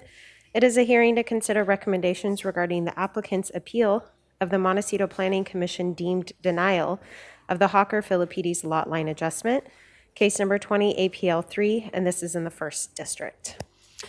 And do any board members have ex parte communications to share? Supervisor Lavanino? Thank you, Madam Chair. So I've made 2 visits to the property, one 4 or 5 years ago, I believe, and then one 2 weeks ago, and met with Ms. Philippides, walked the property, and I also had a meeting with her counsel a couple years ago on the issue as well. And Supervisor Williams? I met with the neighbors appellants last week via Zoom, and also did a site visit last Thursday with the applicant and her attorney. Supervisor Hart? Yes, I did a site visit with Ms. Philippides on March 9th. She showed me the lot and described the project. And Supervisor Nelson? Thank you, Chair Hartman. I had a meeting about 7 years ago as staff with Ms. Philippides when the county was considering the certification of compliance from the Surveyor's Office. And then I met 2 weeks ago on March 1st where I walked the property and met with Ms. Philippides. And I met with the applicant and her attorney on February 24th, and we walked the property and we discussed the difference between a lot split and a lot line adjustment. With that, Director Plowman. Madam Chair, members of the board, today you have an item before you that was a decision by the Montecito Planning Commission. They voted in January of 2020 to deny the lot line adjustment application. That action was appealed by the applicant, Ms. Philippides, and today we have staff here to make the presentation. Staff is recommending that the board uphold the appeal.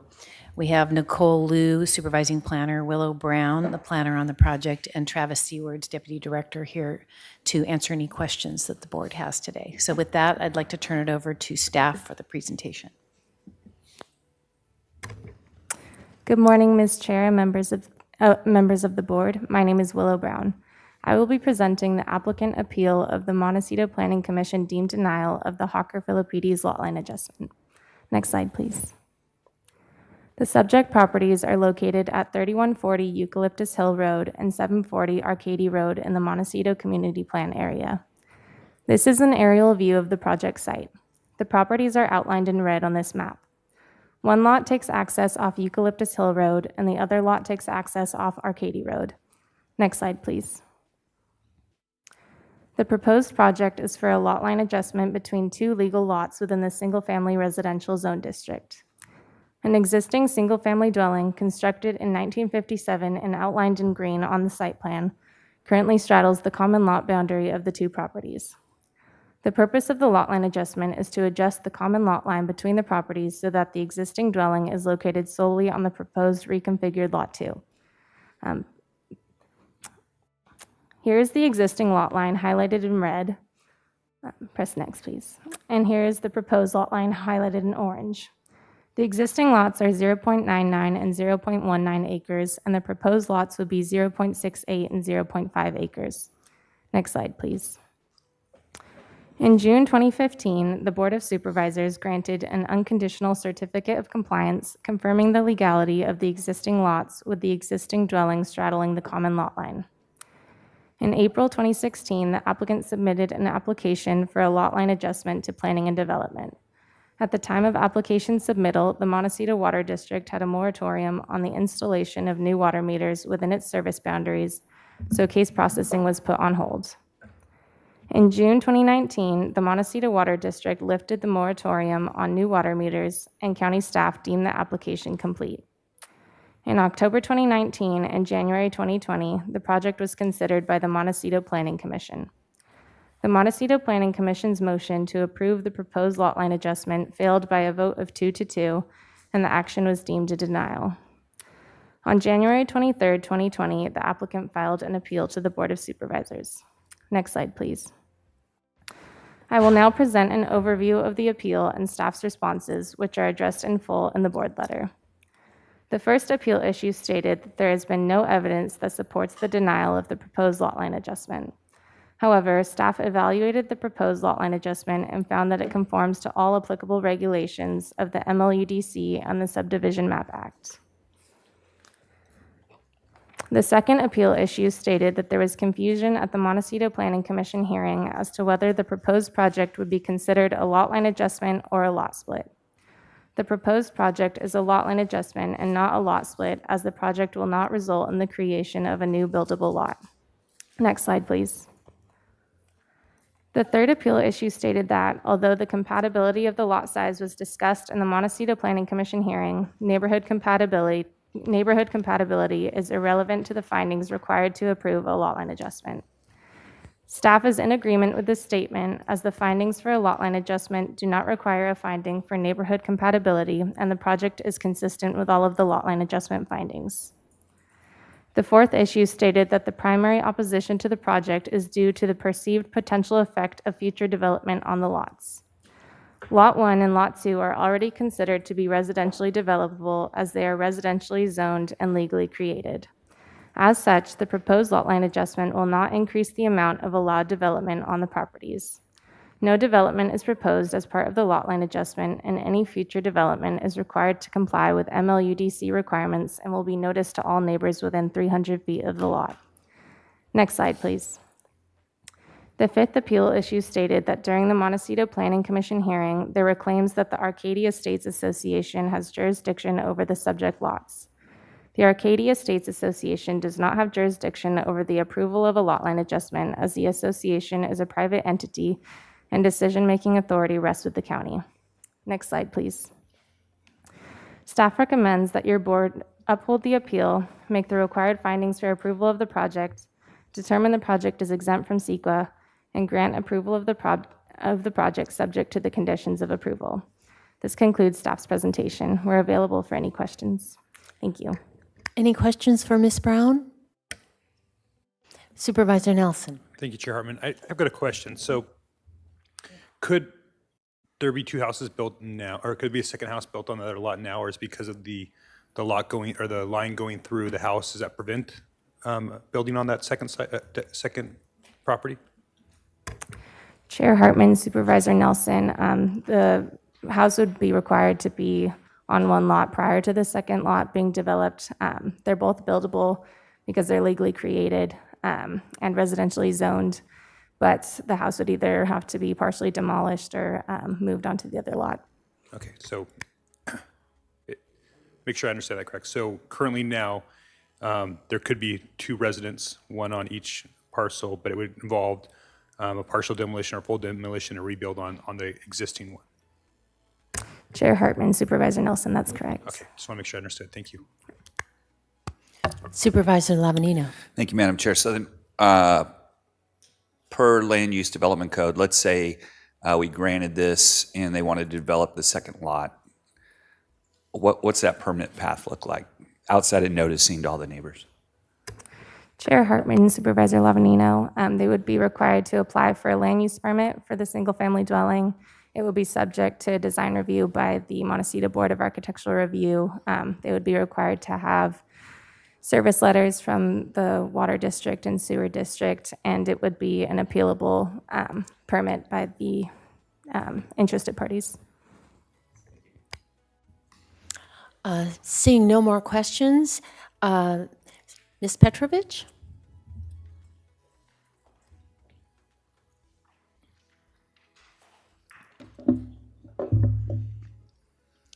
Thank you, Madam Chair, members of the board. My name is Susan Petrovich, and I'm here representing Athena Philippides and Craig Hawker. First, I want to thank your staff, your incredible staff. This was an excellent staff report.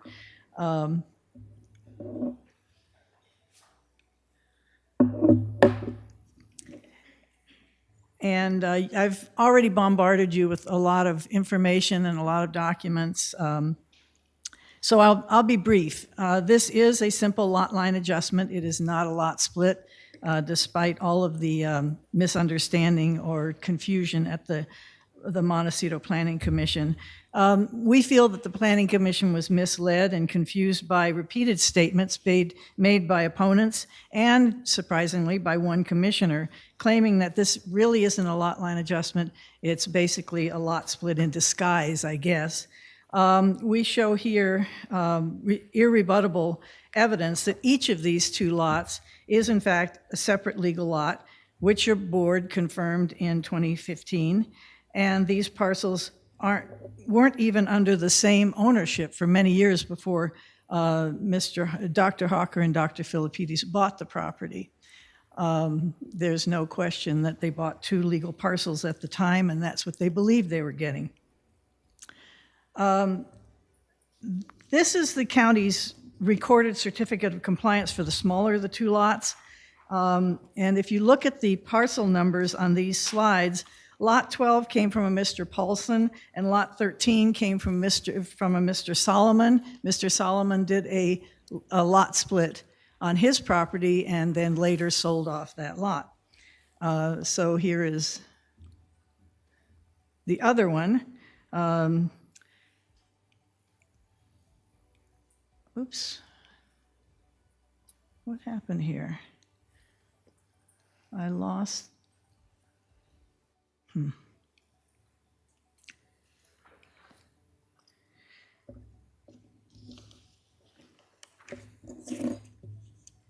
I've passed out an enlarged version of this slide to make it easier to read the acreages and the parcels. And I hope all of you have that in front of you. With the lot line adjustment, these parcels will become more uniform in size. The larger parcel will go from just under an acre, 0.99, to 0.68, and then the smaller parcel will go from 0.19 to half an acre. So they'll at least be a little more balanced. But we've been hearing that somehow this is not compatible with the area, with the neighborhood, whatever the neighborhood is. And that's not well described, but this map has two concentric circles on it. As you can see, the one in front of you is easier to read, that shows the basically two different layers of neighborhood. But the yellow identifies other parcels in the area that are comparable in size to the smaller parcel, because they range from 0.17 to 0.68 acres. The green identifies parcels comparable to the larger parcel, ranging from 0.69 to 0.89 acres. The Hawker Philippides lots are not aberrations in any way. Many of the parcels in the area are 1 acre or less. Many are comparable in size to these two lots, both before and after the lot split. And you can see from this map how close these two parcels are to the public roadways. Eucalyptus Hill Road and Sycamore Canyon Road. So the neighbors really can't claim traffic issues. The larger parcel doesn't even take any access from the Arcady estates or Knapp estates, depending on what they want to call themselves at any given time. And then of course the Arcady Road one is just like 200 feet inside that, so they're not using much of that road. The map also gives you an idea of how much private roadway is part of Arcady Estate subdivision and lies beyond the smaller of these two parcels. And I will address that issue shortly. Using Ashley Road as a marker and using the subdivision map for Arcady Estates, you can see that Lot 1 of Arcady Estates subdivision is just across the street from Ashley Road. So if you look at that, you can see the Hawker Philippides parcels don't even abut this subdivision that neighbors are claiming has some jurisdiction over this property.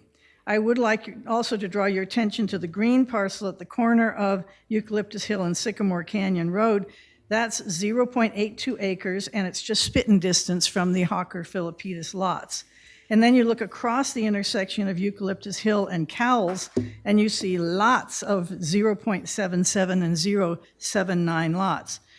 As to conformity, most of the parcels you see have 2-acre zoning, and the majority of the lots are less than 2 acres in size, which is common throughout Montecito. Most of the parcels in the neighborhood are non-conforming as to size under the current zoning. Within 500 feet of the subject property, that is to the 20 closest parcels, 60% of the lots are between 0.5 and 0.99 acres, and when you go to 1,500 feet, which is 100 closest parcels, 10% are less than half an acre, and 56% are between 0.5 and 0.99 acres. So I don't know how this could be incompatible in any way.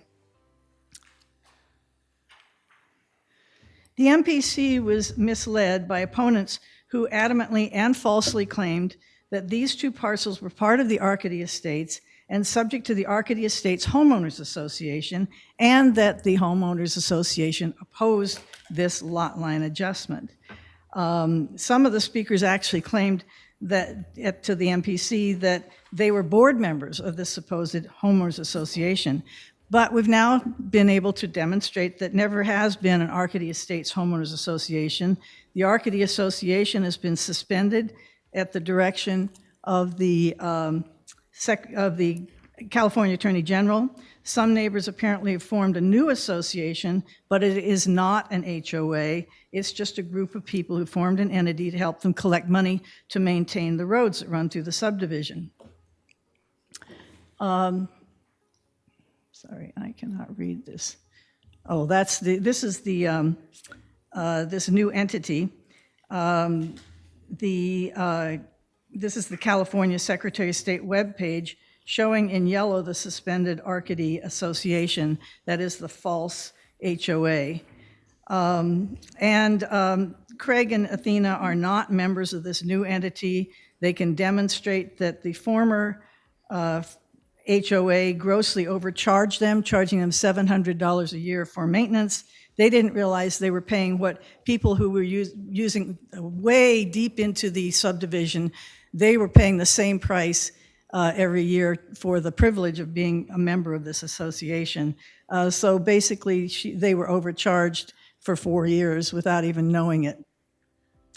The Arcady Association Articles of Incorporation here, they claim to be a 501c3 organized for public and charitable purposes. They were neither. This is a duplicate slide. The next few slides are letters of support or neutrality from neighboring property owners in 2020 when Athena walked around the neighborhood to ask how these folks felt about the lot line adjustment. No pressure, she was just asking for their opinion and asking if they were comfortable to compose a note expressing their opinion. And shortly after these letters, a handful of neighbors went around and frankly intimidated each of the authors of these, each of the authors of these letters, and each of them withdrew the letters. The table that I included in my March 10 letter lists 23 lot line adjustments approved by the county in recent years. They involved at least, of these 23, all of them involved at least one legal non-conforming lot, and 10 of these lot line adjustments involved lots that were all non-conforming, completely non-conforming. Neighborhood compatibility is just not a factor in a lot line adjustment. There's no legal basis for denying this simple lot line adjustment. It is not a lot split. And frankly, this has been a really long process for these folks. It's been extremely expensive and frustrating for both Craig and Athena. So much time has gone by. They've been treated unfairly. They're grateful for your staff now standing up and firmly in favor of this lot line adjustment, and I'm available for any questions. Thank you. Do any board members have questions for Ms. Petrovich?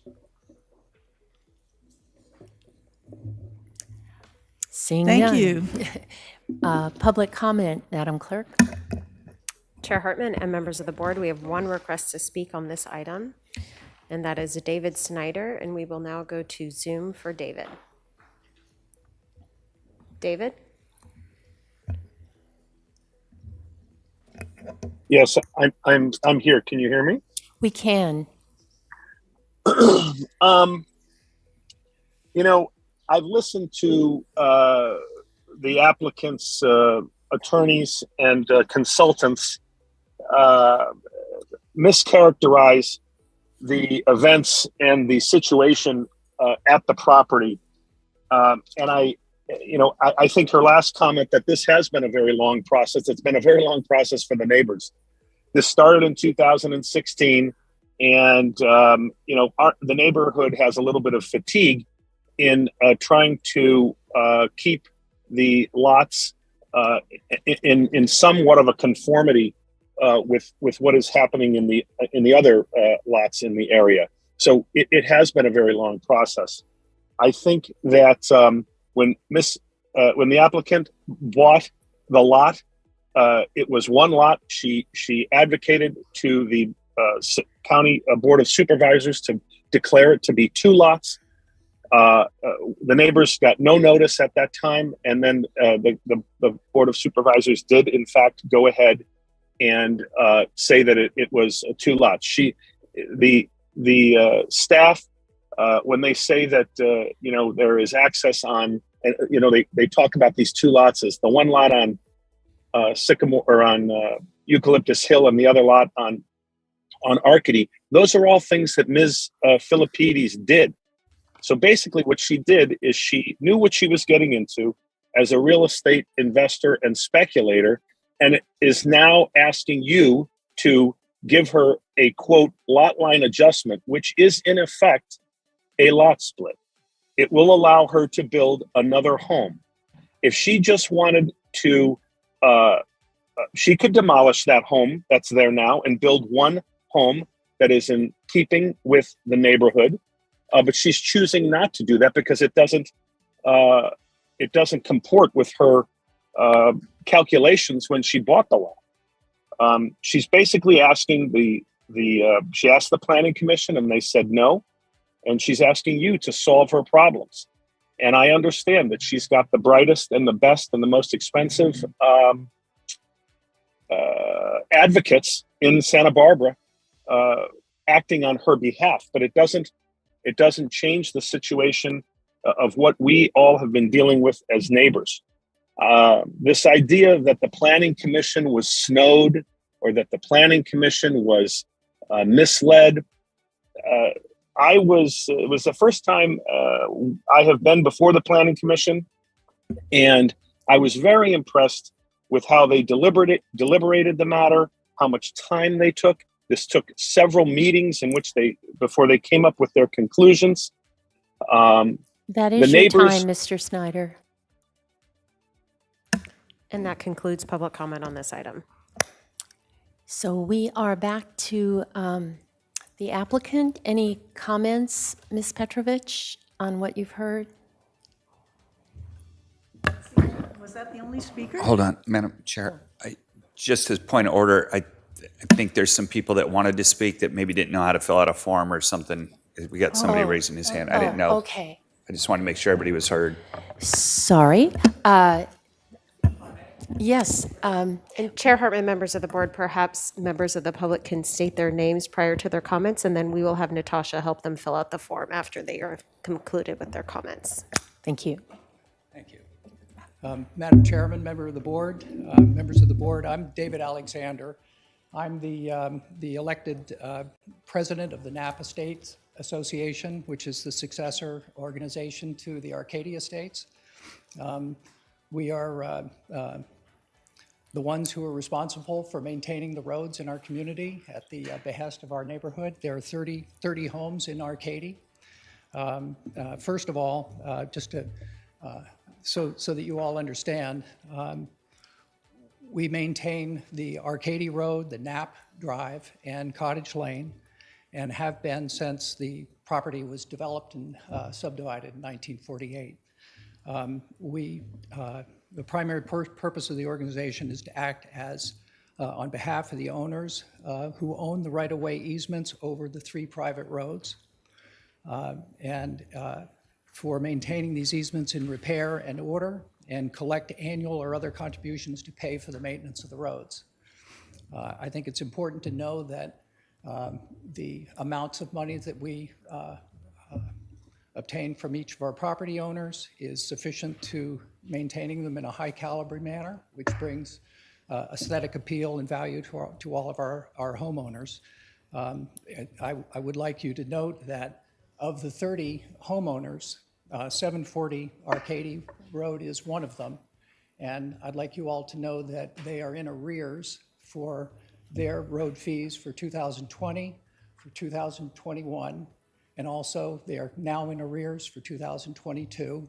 And we are in the process of beginning to start a small claims court action to resolve this delinquency.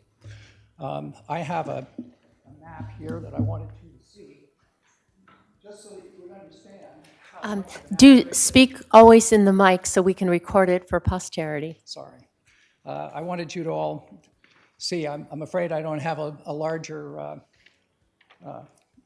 sheet, but these are the roads in our community, and all of the lot sizes are consistent. They're all approximately 1 acre in size, all the way through the community, of which is Arcady, and which 740 Arcady Road is part of it. And you can see on these maps the consistency of the size, including the parcel that is known as 740 Arcady. And I have with me, a sheaf of letters from our neighbors objecting to this, the appeal of the decision of the Montecito Planning Commission from our neighbors. So I just wanted to go on record that this is something that is frankly contrary to, I think, the original design and makeup of this neighborhood and community.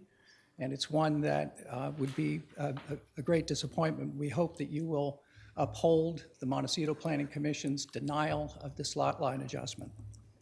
Thank you. Thank you. And is there anyone else who wanted to speak from the public today? Chair Hartman and members of the board, it appears that concludes public comment for today. Thank you. All right. So now we are back to Ms. Petrovich. Thank you, Madam Chair, members of the board. First, I'm not sure any of what the speakers said was relevant, but the bottom line is they have their subdivision, and this property, neither of these properties is in their subdivision. However, the law requires if you hold an easement over someone else's property, you have to keep it help make your pro rata share of the maintenance. Well, you can see from the maps that these roads go on and on and on and on, but everybody under their system pays the same cost. So if you're, in the case of the Hawkers, their property is 200 feet from the public road, they should be paying just their pro rata share of the roadway that they use, not everybody else's roadway. And so they, for 7 years, were charged $700, just as everybody else in the subdivision were charged $700. They didn't realize they weren't part of this HOA, I think until they came through my door. In any event, 740 Arcady is not part of their estates, their subdivision, and after paying 7 years at $700, I think they owe the Hawkers money. But that's really something they should be working out somewhere other than here. The bottom line is that this is a lot split just like any other, and it certainly should be approved. Thank you. Thank you. Back to Ms. Brown. Any comments you have on what you've heard today? Chair Hartman, Board of Supervisors, I just wanted to, neighborhood compatibility has been brought up several times, and I just wanted to reiterate that lot size compatibility is not a required finding for a lot line adjustment. That's it. Thank you. Supervisor Lavanino. Thank you. Question for council, just on the questions that were raised about the HOA. I'm I'm assuming that's not something I haven't, rarely have, I always hear that there's HOA issues, but could you just kind of give us some guidelines on how to deal with those? Madam Chair and Supervisor Lavanino, generally speaking, disputes among neighbors and private individuals, including with a homeowners association, is not before your board, and your board does not have discretion over that. So all that's before your board is whether or not you can make the findings for this particular application. No other questions? Deliberations, Supervisor Williams? Well, I just wanted to review once more the background of the previous decision about the parcel that the board made and the ramifications, and maybe, did that not have noticing requirements? Is that why the neighborhood wasn't, aware, or what? Can we review that? Chair Hartman and Supervisor Williams, are you talking about the board decision to legalize the lots? That's right. I assume that was noticed? Yeah, I would think that it's noticed. I don't remember it being a controversial item. And there were my no recollection appeals. Yeah. off?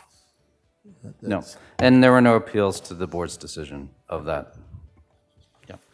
Got it. So there was noticing of that, but at the time that was not appealed.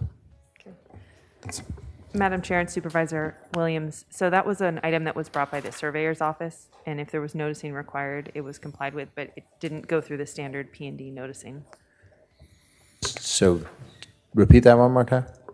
The certificate of compliance item that came before the board previously was brought by the surveyor's office, so it wasn't required to go through the standard planning and development noticing, but the surveyor may have had different noticing requirements. And what is that requirement? We could look, it's been a long time. Okay. Supervisor Nelson? But there was still, thank you, Chair Hartman, still noticing, because there's a board item, right? So it still went through the whole process of being noticed. Maybe not something sent directly to neighbors, but it was publicly noticed and available on the county website, just like any other board item. Is that correct? Madam Chair and Supervisor Nelson, yes, that's correct. It was a public hearing, and it was a decision of your board, so it would have been subject to noticing for the agenda, published on the website, and all of the typical noticing for a Brown Act public hearing. Okay, thank you. Supervisor Lavanino? Thank you, Madam Chair. So is this time for deliberation? Yes, I thought it's in Supervisor Right. Williams' district, so he Well, I might thought he go led off, first, but. Are you? Go ahead. Okay. So, as always, it's a sad day when we have neighbors. You guys are going to be living next to each other for quite a while. So we hate to see situations like this, but they do arise. And I've lived in an HOA myself before, and not my recommended move for anybody, because it just ends up, it seems like this is the way it goes. But that, I guess you guys will have to settle in court. That's not before us today. What is before us today, though, is, and I think what the neighbors are seeing is what's down the road. What's the next thing, right? I'm not really too sure why you would be upset about a lot line adjustment and moving that, except for the fact that you're worried that that lot will eventually be developed, right? And as was stated, is you're going to have some legitimate concerns over that, and those will be heard at that time. But when we look at what we're dealing with today, we've got an existing lot line that runs through a home built in 1957, which moving this does not increase the development potential of either lot. You could potentially build on both of these lots right now. There's no change in land use. What I look for also, the water district's offered a can and will serve letter. the issues that were brought up, lot size compatibility, not really a required finding for lot line adjustment. It does meet all the Montecito land use development codes and county subdivision regulations. And most importantly to me, any possible future development will trigger its own hearing and the neighborhood's ability to raise your concerns at that point. And I guess the shot has been made across the bow already that if you decide that you want to develop that piece of property, that I would assume that we will be back here. I'm not sure all of us will still be on the board at that point, but since I've been dealing with this project since 2015, I hope it's in my lifetime. So my reaction would be, I mean, my position at this point would be to uphold the appeal and move forward with the lot line adjustment.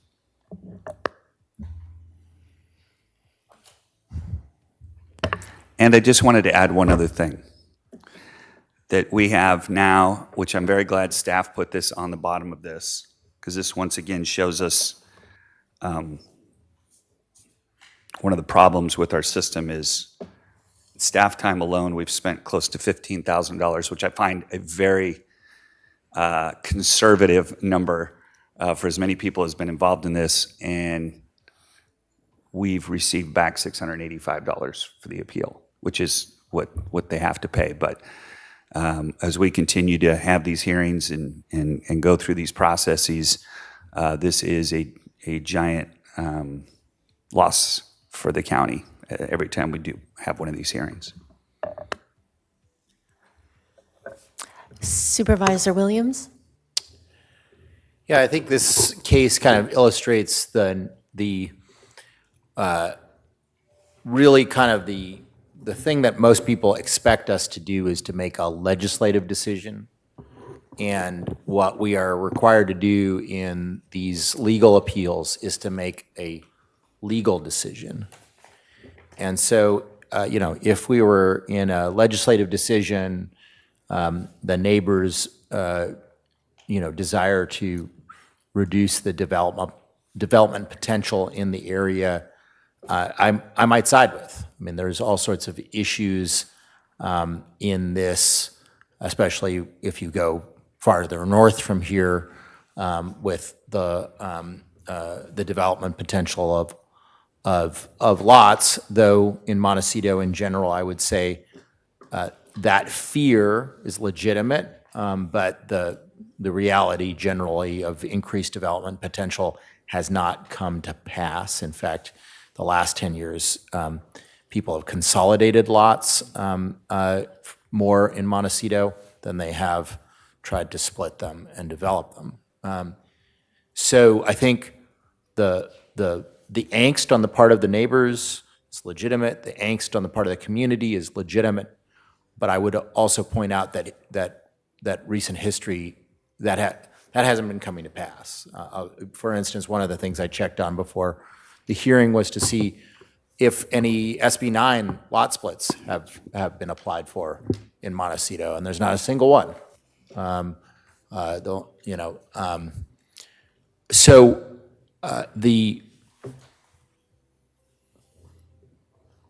But what we are asked to do today is not the legislative decision of whether to reduce development potential, but a legal decision of whether we can make the findings and still, make the findings for the lot line adjustment or deny it with substantial evidence. And I don't feel like I have substantial evidence to deny it. And I feel I'm looking in the findings. I'm looking in the CEQA findings. I'm looking in the Montecito code findings, and I'm not seeing the hook. I'm not seeing what is lacking here from the legal perspective of providing for the lot line adjustment. And I think it really boils down to the question of, are the two lots developable? And we've heard from staff here today that they are developable. I could take the perspective of that we could frustrate the development potential by requiring somebody to knock down the house. But it doesn't seem like that serves the ultimate, if your goal is to reduce the development potential in the neighborhood, which seems to me the goal that's been presented by the neighbors, it doesn't really help that goal just to require somebody to knock down the existing structure in order to make it longer before both parcels are developed. Yeah, especially in Montecito. I mean, in Montecito, frankly, that just means that either if the person lacks the capital to do that, then they're just going to sell to somebody who does have the capital, further, taking the neighborhood from, upper middle class to upper class shifts. I've seen this transpire in Montecito over the years, and it's I don't view that as a win, for the neighborhood to sort of force the development to be a knockdown and then developed. I just don't see that accomplishes what the neighbors hope to accomplish. So I'm with the neighbors on the merits of their goals, but I don't think that this accomplishes that, and I don't see the legal hook to deny the lot split, deny the lot line adjustment. Supervisor Nelson. Thank you, Chair Hartman. One of the commenters said that the applicant has the brightest, best, and most expensive on their side. And I would argue that's not important here. What is important here is that they have the facts and the law on their side. And, the board has decided on this, that this was 2 lots. For the neighbors that are concerned about the incompatibility of the size that's coming off of their neighborhood, this actually increases the lot size of the parcel where the house exists right now. So it will actually come into greater conformity with its neighbors through this process. So not only is this legal, I think this is actually good planning. I think that survey errors like this that must have happened, or building errors in the past, and one of our jobs here is to try to correct those things, make it more appropriate. And I think that that's what's been done here. I think the lot sizes here are modest and are trying to conform with the neighborhood that exists. I think the second lot will not have impacts on the private roads. It's obviously going to come off of eucalyptus. That makes a lot more sense. So it really, I think, actually reduces the potential impact off the private roads considerably moving forward. So again, at the end of the day, having the facts on your side, I would be upholding the appeal and approving the lot line adjustment. Supervisor Hart, did you have anything you wanted to add? Yeah, I just share the view of my colleagues that this, and staff, more importantly, that this is a lot line adjustment, and it doesn't make any sense to require, tearing down the house to accommodate that adjustment. And I'm sure that when the proposal for a new home on the vacant lot comes in front of the board, the neighbors will have their opportunity to shape that proposal and make it fit into the neighborhood, which is really a lovely place for everybody involved to live. I had a question. Does this association have CC&Rs that limit or specify certain size of lots? Yeah, that's what I thought. So that would be the way to do it.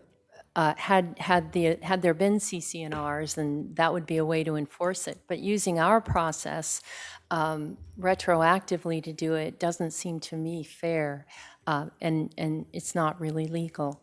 So I agree with my colleagues that this is a lot split, and it corrects a historic error, and I'm ready to entertain a motion.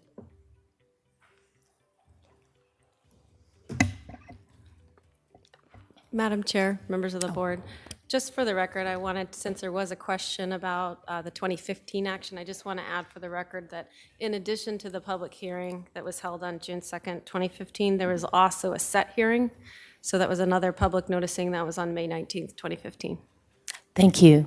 We do take notice very seriously. And Madam Chair, members of the board, Division Chief Richardson informs me there was also published notice. Thank you.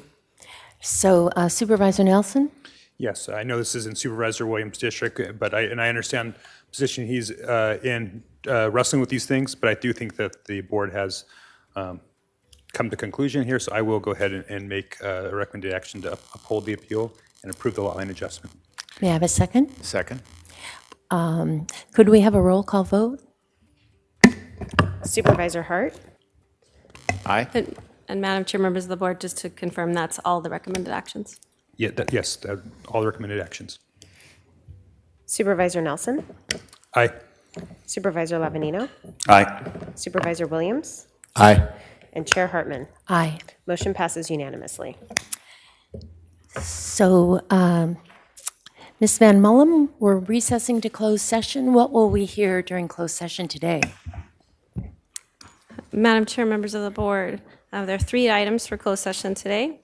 Conference with legal counsel on existing litigation, Government Code Section 54956.9, and that's Duca versus County of Santa Barbara, a Superior Court case. There's also anticipated litigation, significant exposure to litigation, 1 case under Government Code 54956.9, and the details are listed in the agenda. And anticipated litigation, Government Code Section 54956.9, deciding whether to initiate civil litigation, 1 case.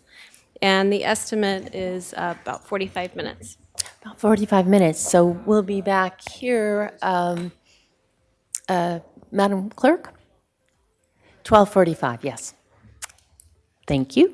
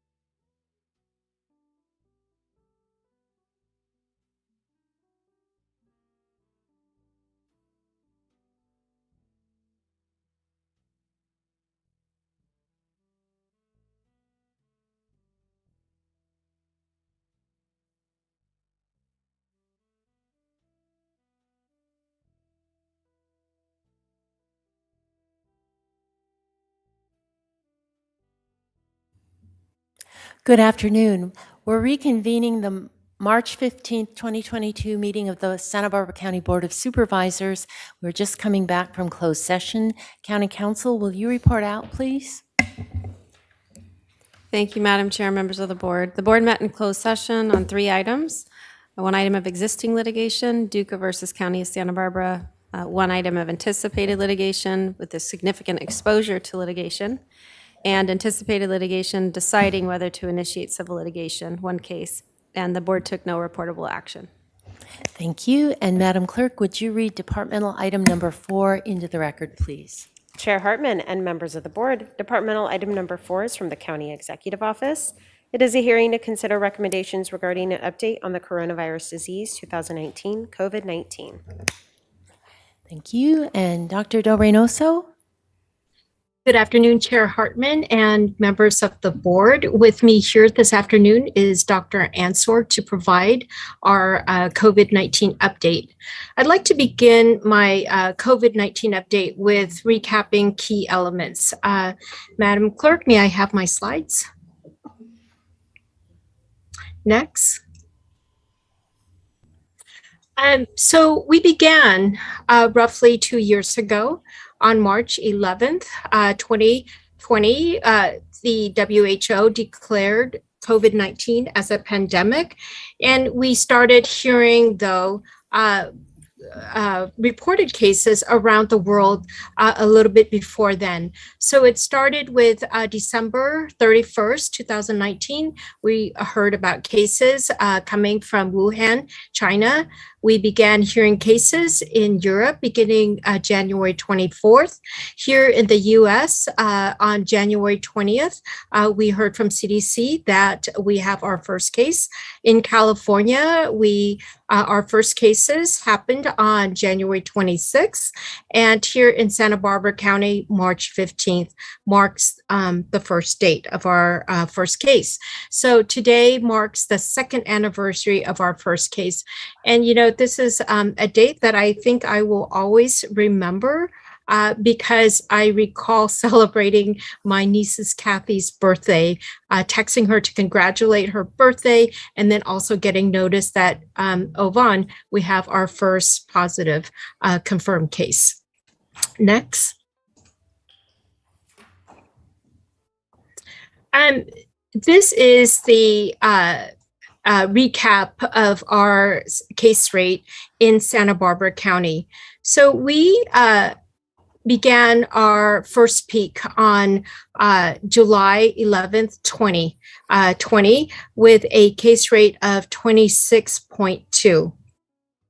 Then we on August 28th, 2020, we were assigned the purple tier as the state implemented its blue tier system.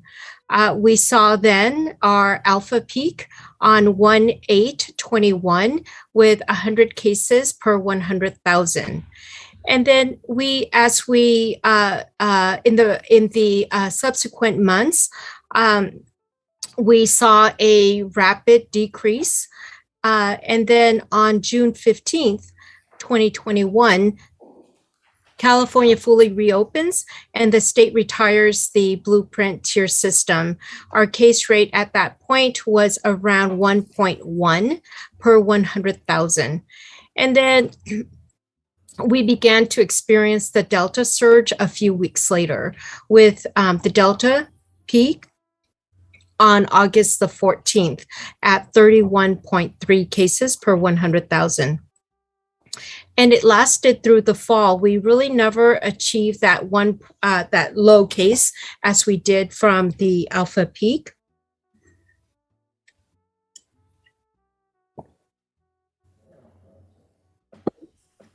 And then as we entered, oh, excuse me, as we entered December 2020, 2021, we began to see the Omicron surge occur incredibly at a fast clip, with the Omicron peaking on January 10th, 2022 at 258.1 cases per 100,000.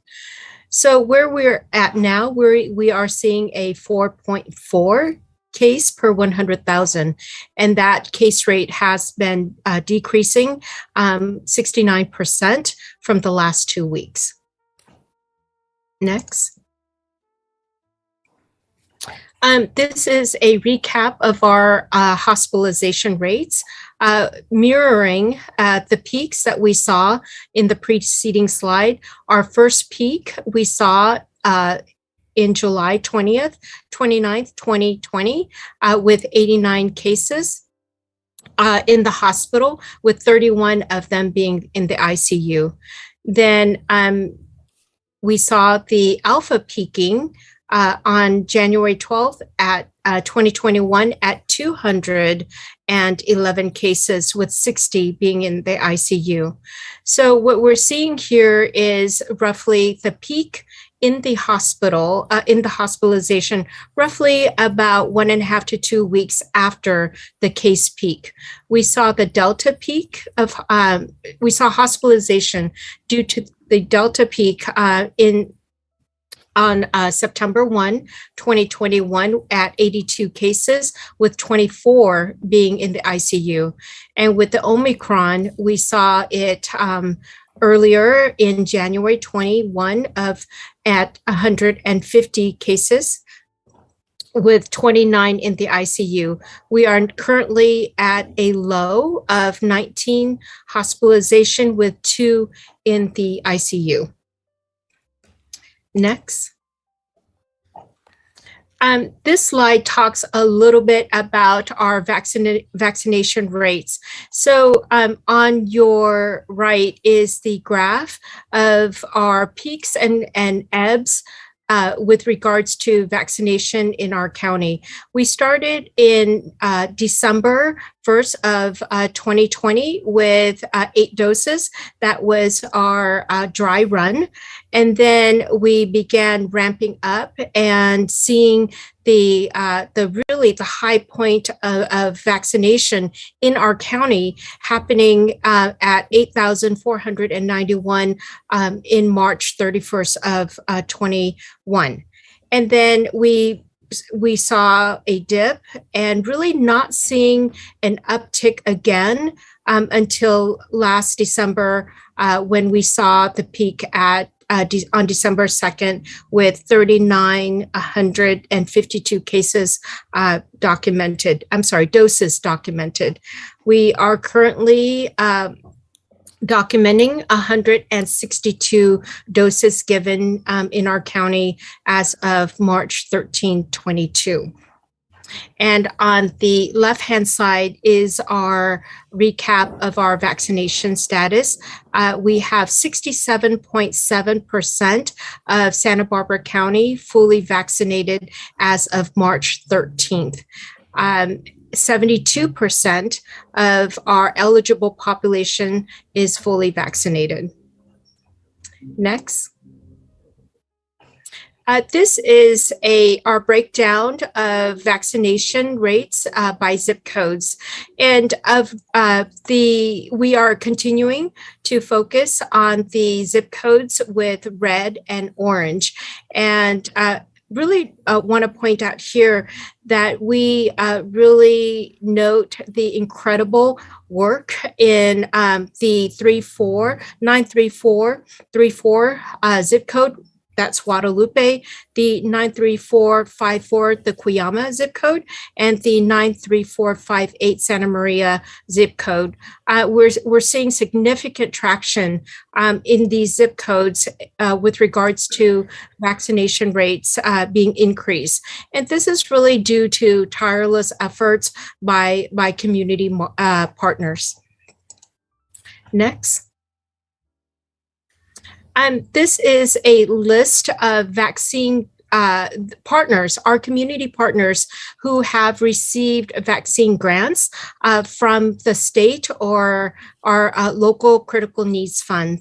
And it includes really a diverse a group of partners ranging from healthcare partners to community organizations and to community organizations, community-based organizations.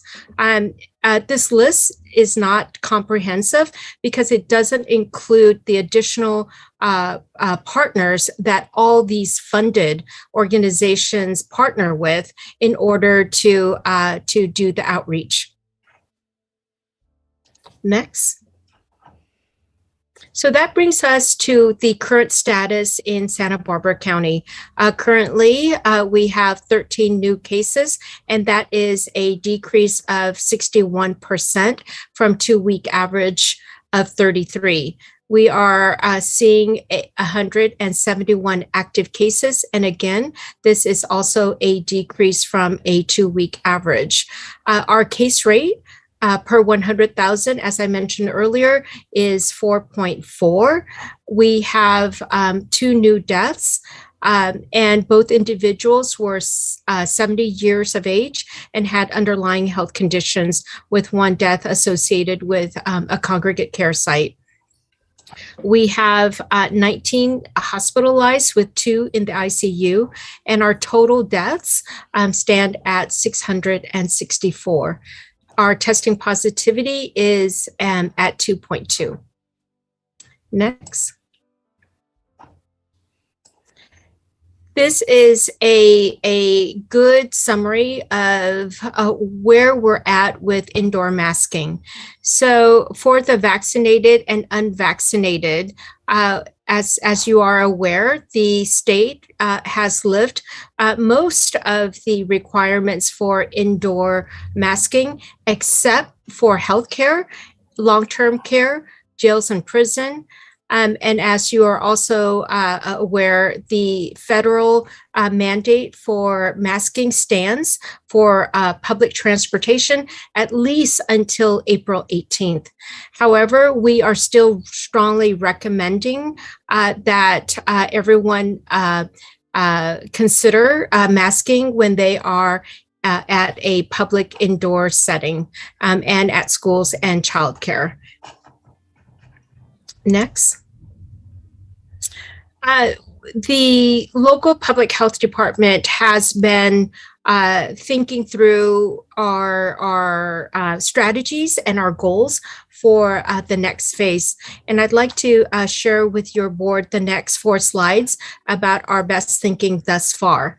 So with regards to vaccine, moving forward, we will maintain our mobile vaccine program, especially in health equity areas and in vulnerable communities.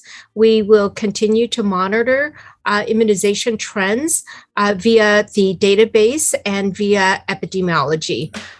We will continue to support our healthcare providers and systems to build their capacity to vaccinate individuals.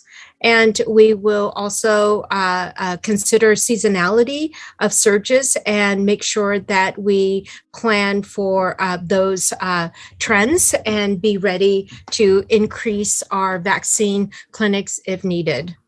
With regards to isolation and quarantine, we will increase capacity within the community to be able to conduct isolation on site. And we have started that work with our homeless shelter partners. We will maintain the flexibility in our C19 team so that they can expand and contract their scope of work and be cross-trained to be able to provide all aspects of the current work, which includes vaccine offerings, isolation and quarantine, and testing. Next. With regards to testing, we will encourage the utilization of state and federal programs for ordering tests as the main mechanism for service to, especially in rural or isolated communities. And we are working currently with those communities. We will support our partners to retain their own cache of antigen tests through already existing mechanisms. We will maintain testing supplies for surge and outbreaks. with regards to contact tracing and contact investigation. We will transition our contact tracing contact investigators to respond to detailed inquiries from the community, businesses, and congregate living facilities. We will publish a public phone number to support anyone who tests positive and needs additional support or guidance. We will enhance capacity of our 211 partners to provide detailed support to those who call 211. And we will shift our contact investigator, contact tracing team to outbreak response function, meaning to support travelers to look at congregate outbreaks in congregate living centers. Next. With regards to data and our local dashboard, we will be transitioning to rely on CDPH data sources after expiring our local health emergency order. We will maintain capacity, though, to resume processing and reporting local data if a surge occurs. We will streamline our dashboard to contain key metrics. With regards to surveillance, we will be monitoring federal and state data sources and trends. We will maintain our engagement with local and state partners for wastewater, and that should read variant monitoring. Next. Our last set of strategies involve our healthcare centers. We will maintain testing at our Lompoc and Santa Barbara healthcare centers at least through 2022. We are ramping up and building the capacity at our Santa Maria Healthcare Center in anticipation of the community testing site at Santa Maria Fair Park closing. And I just heard from the state that they will support us with community testing until June 30th this year. We're also looking at developing capacity at our Carpinteria Healthcare Center so that the Carpinteria community would have access to testing. Next. I'd like to end with this slide and acknowledging that we as a community have experienced twists and turns these past 2 years as all the other communities worldwide. Moving forward, we can expect that SARS-CoV-2, the virus that causes COVID, will continue to change and evolve, and we need to adapt with it. We can also expect that the strategies and approaches that we have used in the past may need to change as we adapt to the new variant. But we do have the tools with vaccines and booster. With high quality masks, with the availability of PCR and antigen testing, and increasing access to medicines and to antivirals, to monoclonal antibody as treatment options. These are the 4 strategies that really will build our capacity as we move forward to fight COVID-19. And with that, I'm concluding my briefing, and Dr. Ansorg and I are open for questions. Any questions? Supervisor Nelson. Yes, thank you, Chair Hartman. Just a question about, so we've built the infrastructure to react to the pandemic response. Funding moving forward, what is that going to look like for the department as some of this COVID relief funding wraps up from state and federal sources? How will your department look moving forward? Supervisor Nelson, through the chair, that's a great question. CDPH and CDC has acknowledged that the infrastructure of local health departments needs to be strengthened, needs to be bolstered. And so we have received fundings from both CDC and CDPH to bolster our infrastructure, increasing our data capacity, increasing our technical capacity, our communication, our staff training, our building our community relationships to partner up with us at the next response effort. So all of that we have been working on and we will continue to work on. And these fundings will last anywhere from 1 year to 3 years. Thank you. Any other questions or comments?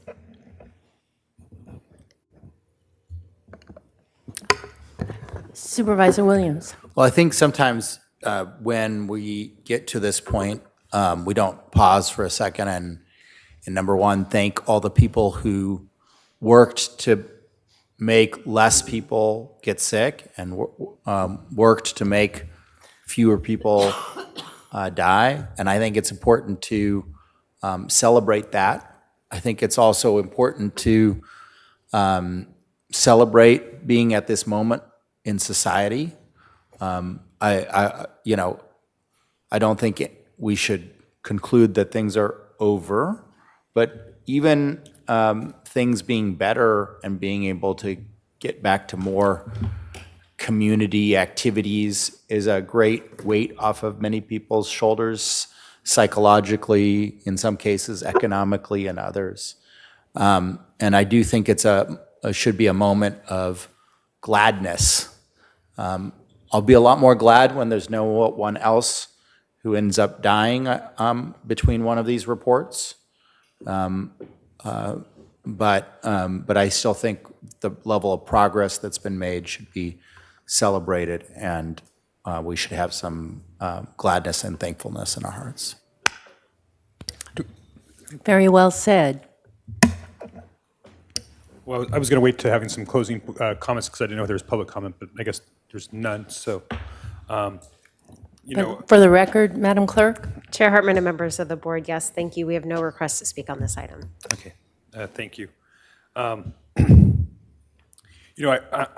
actually looking at this as this potentially is our last one of these, hopefully for some time. I think is the hope for this board, and so a lot of looking back at this last 2 years. My daughter this weekend mentioned that it's been a 2-year anniversary since she got the email saying that spring break would be extended. And, they were thinking for a few days, but obviously it was much longer. And it just reminds me of what the impact this has been on our youth.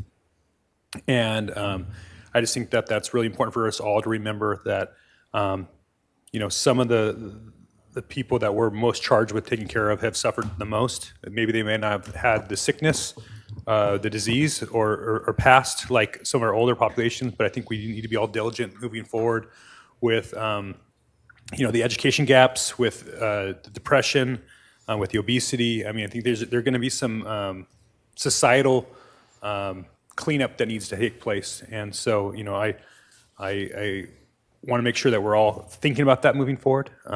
Also, as this is obviously unprecedented, and that we were adapting as we moved. I'm hopeful in the future if we have public health emergencies like this that we're able to balance public health emergencies with local control and decision makers.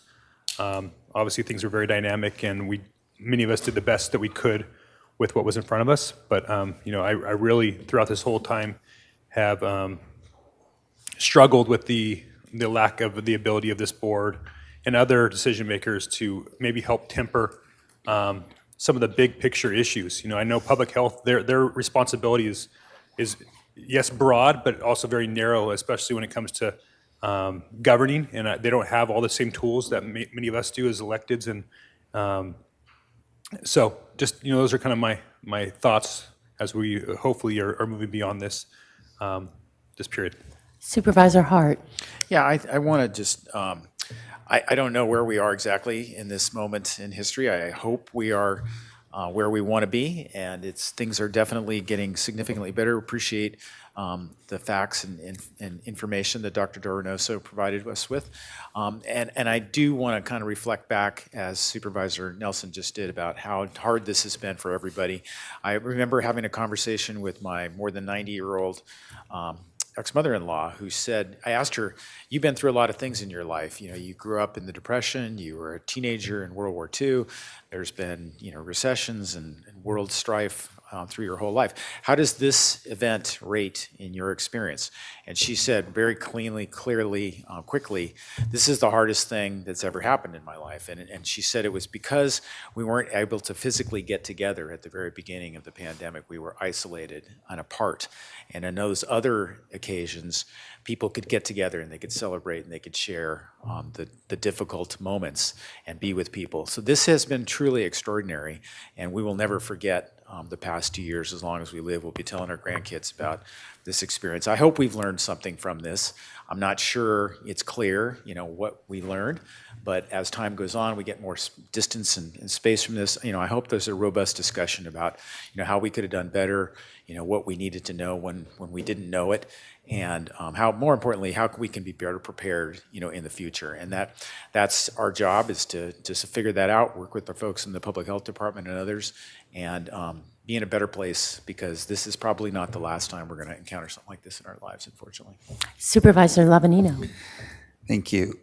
That just brought up something, Supervisor Hart, when you were talking about that, is I think one of the things that we do need to take away is to be prepared. I remember going to get groceries like in that first 2-week shutdown and just freaked out, like, oh wow, this is like apocalyptic. This is what all those movies are about, like when you're looking around and there's nothing on the shelves and people are, it was the first time you saw people in masks, and it was like, whoa, this is like post-apocalyptic, something really bad. But have I gone out and like stored up a bunch of food or anything? No, that's typical human beings, is we're like, oh, we made it through the rough part. So, I think it's incumbent upon all of us to, learn something from this. If we don't learn anything from it, then, we really wasted an opportunity. So, this thing's going to be analyzed forever, I'm sure, in how the human beings dealt with this. But I'm glad, hopefully, that we are looking at it in the review mirror. CEO Miyasato. Chair Hartman and board members, just to let you know, we are planning to come back in April, and we're looking at that about a wrap-up, and given the public health statistics, talking more to Dr. Ansorg and Dr. Von Doronoso about the end of the public health emergency. So we do plan to come back in April. We're figuring that out right now. And we do have an after-action report that's been done with our consultant on the emergency response. Right now, it's been focused on the non-public health part, because the public health response is so large. So we focused on that. We'll be coming to your board. So there will be time to do more of a wrap-up and have thoughts and reflections. But I do want to thank your board, and I want to thank Supervisor Hart, because I didn't agree with him. And that was, at the beginning of this, you decided that it was important for you to be in this room or in Betaravia Center, and Supervisor Adam as well, and that you continue to do that. And I want the public to know that this board has not had a regular meeting that was virtual. Although the board has passed a 30-day extension, it really hasn't related to this board. The board has always been in the Betaravia Center or this room holding these board meetings. We had a couple of maybe special meetings where we did all virtual. There were maybe some closed session items. But for any regular meeting, and I went and looked at different organizations that my friends work for, and they didn't do that. Some boards are still meeting virtually. And I want the public to know this board has made a commitment at the beginning, and that's why I said I didn't agree with Supervisor Hart when he was chair, when he made that, but he was right. That it was important for the public to see you in here and for you to be governing from your positions together. So I want to thank you, because I think it has made a big difference in how we got through this pandemic. So thank you to all of you. Well said. I think the 2-year anniversary is a time to look back, but as we've learned with all emergencies, there's a lot of things that play on into the future. So we're dealing with the economic and supply chain issues, and the Great Resignation. I think of the 10 people who retired in our organization just this month. and most especially, as Supervisor Nelson noted, the mental health. And yet, we were out there doing the surveys and getting the information and analyzing, or the after-action report. We begin to anticipate, even during the emergency, what's going to come next. How do we keep this county ship of state afloat? And so I'm appreciative to all the staff. I think of Dr. Del Reynoso and Dr. Ansorg, and this has been grueling, and the stamina that it takes day in and day out. And I'm so admiring of how they've dealt with this. I remember, thinking, I think we were trying to get to 7 cases, a case rate of 7. And it seemed impossible, and now we're at 4.41. And so I at least thought, well, maybe it's safe to take my mask off. But we've sure been through a lot together, and I think this board has pulled together with our staff and stood behind our staff, and I think that has been very significant in getting through this phase of it. And now we've got additional phases until we recover. So take a deep breath, and we got more work ahead. So we. I move staff recommendations. Second? Second. All in favor, say aye. Aye. Any opposed? Passes unanimously. We are adjourned until Tuesday, April 5th.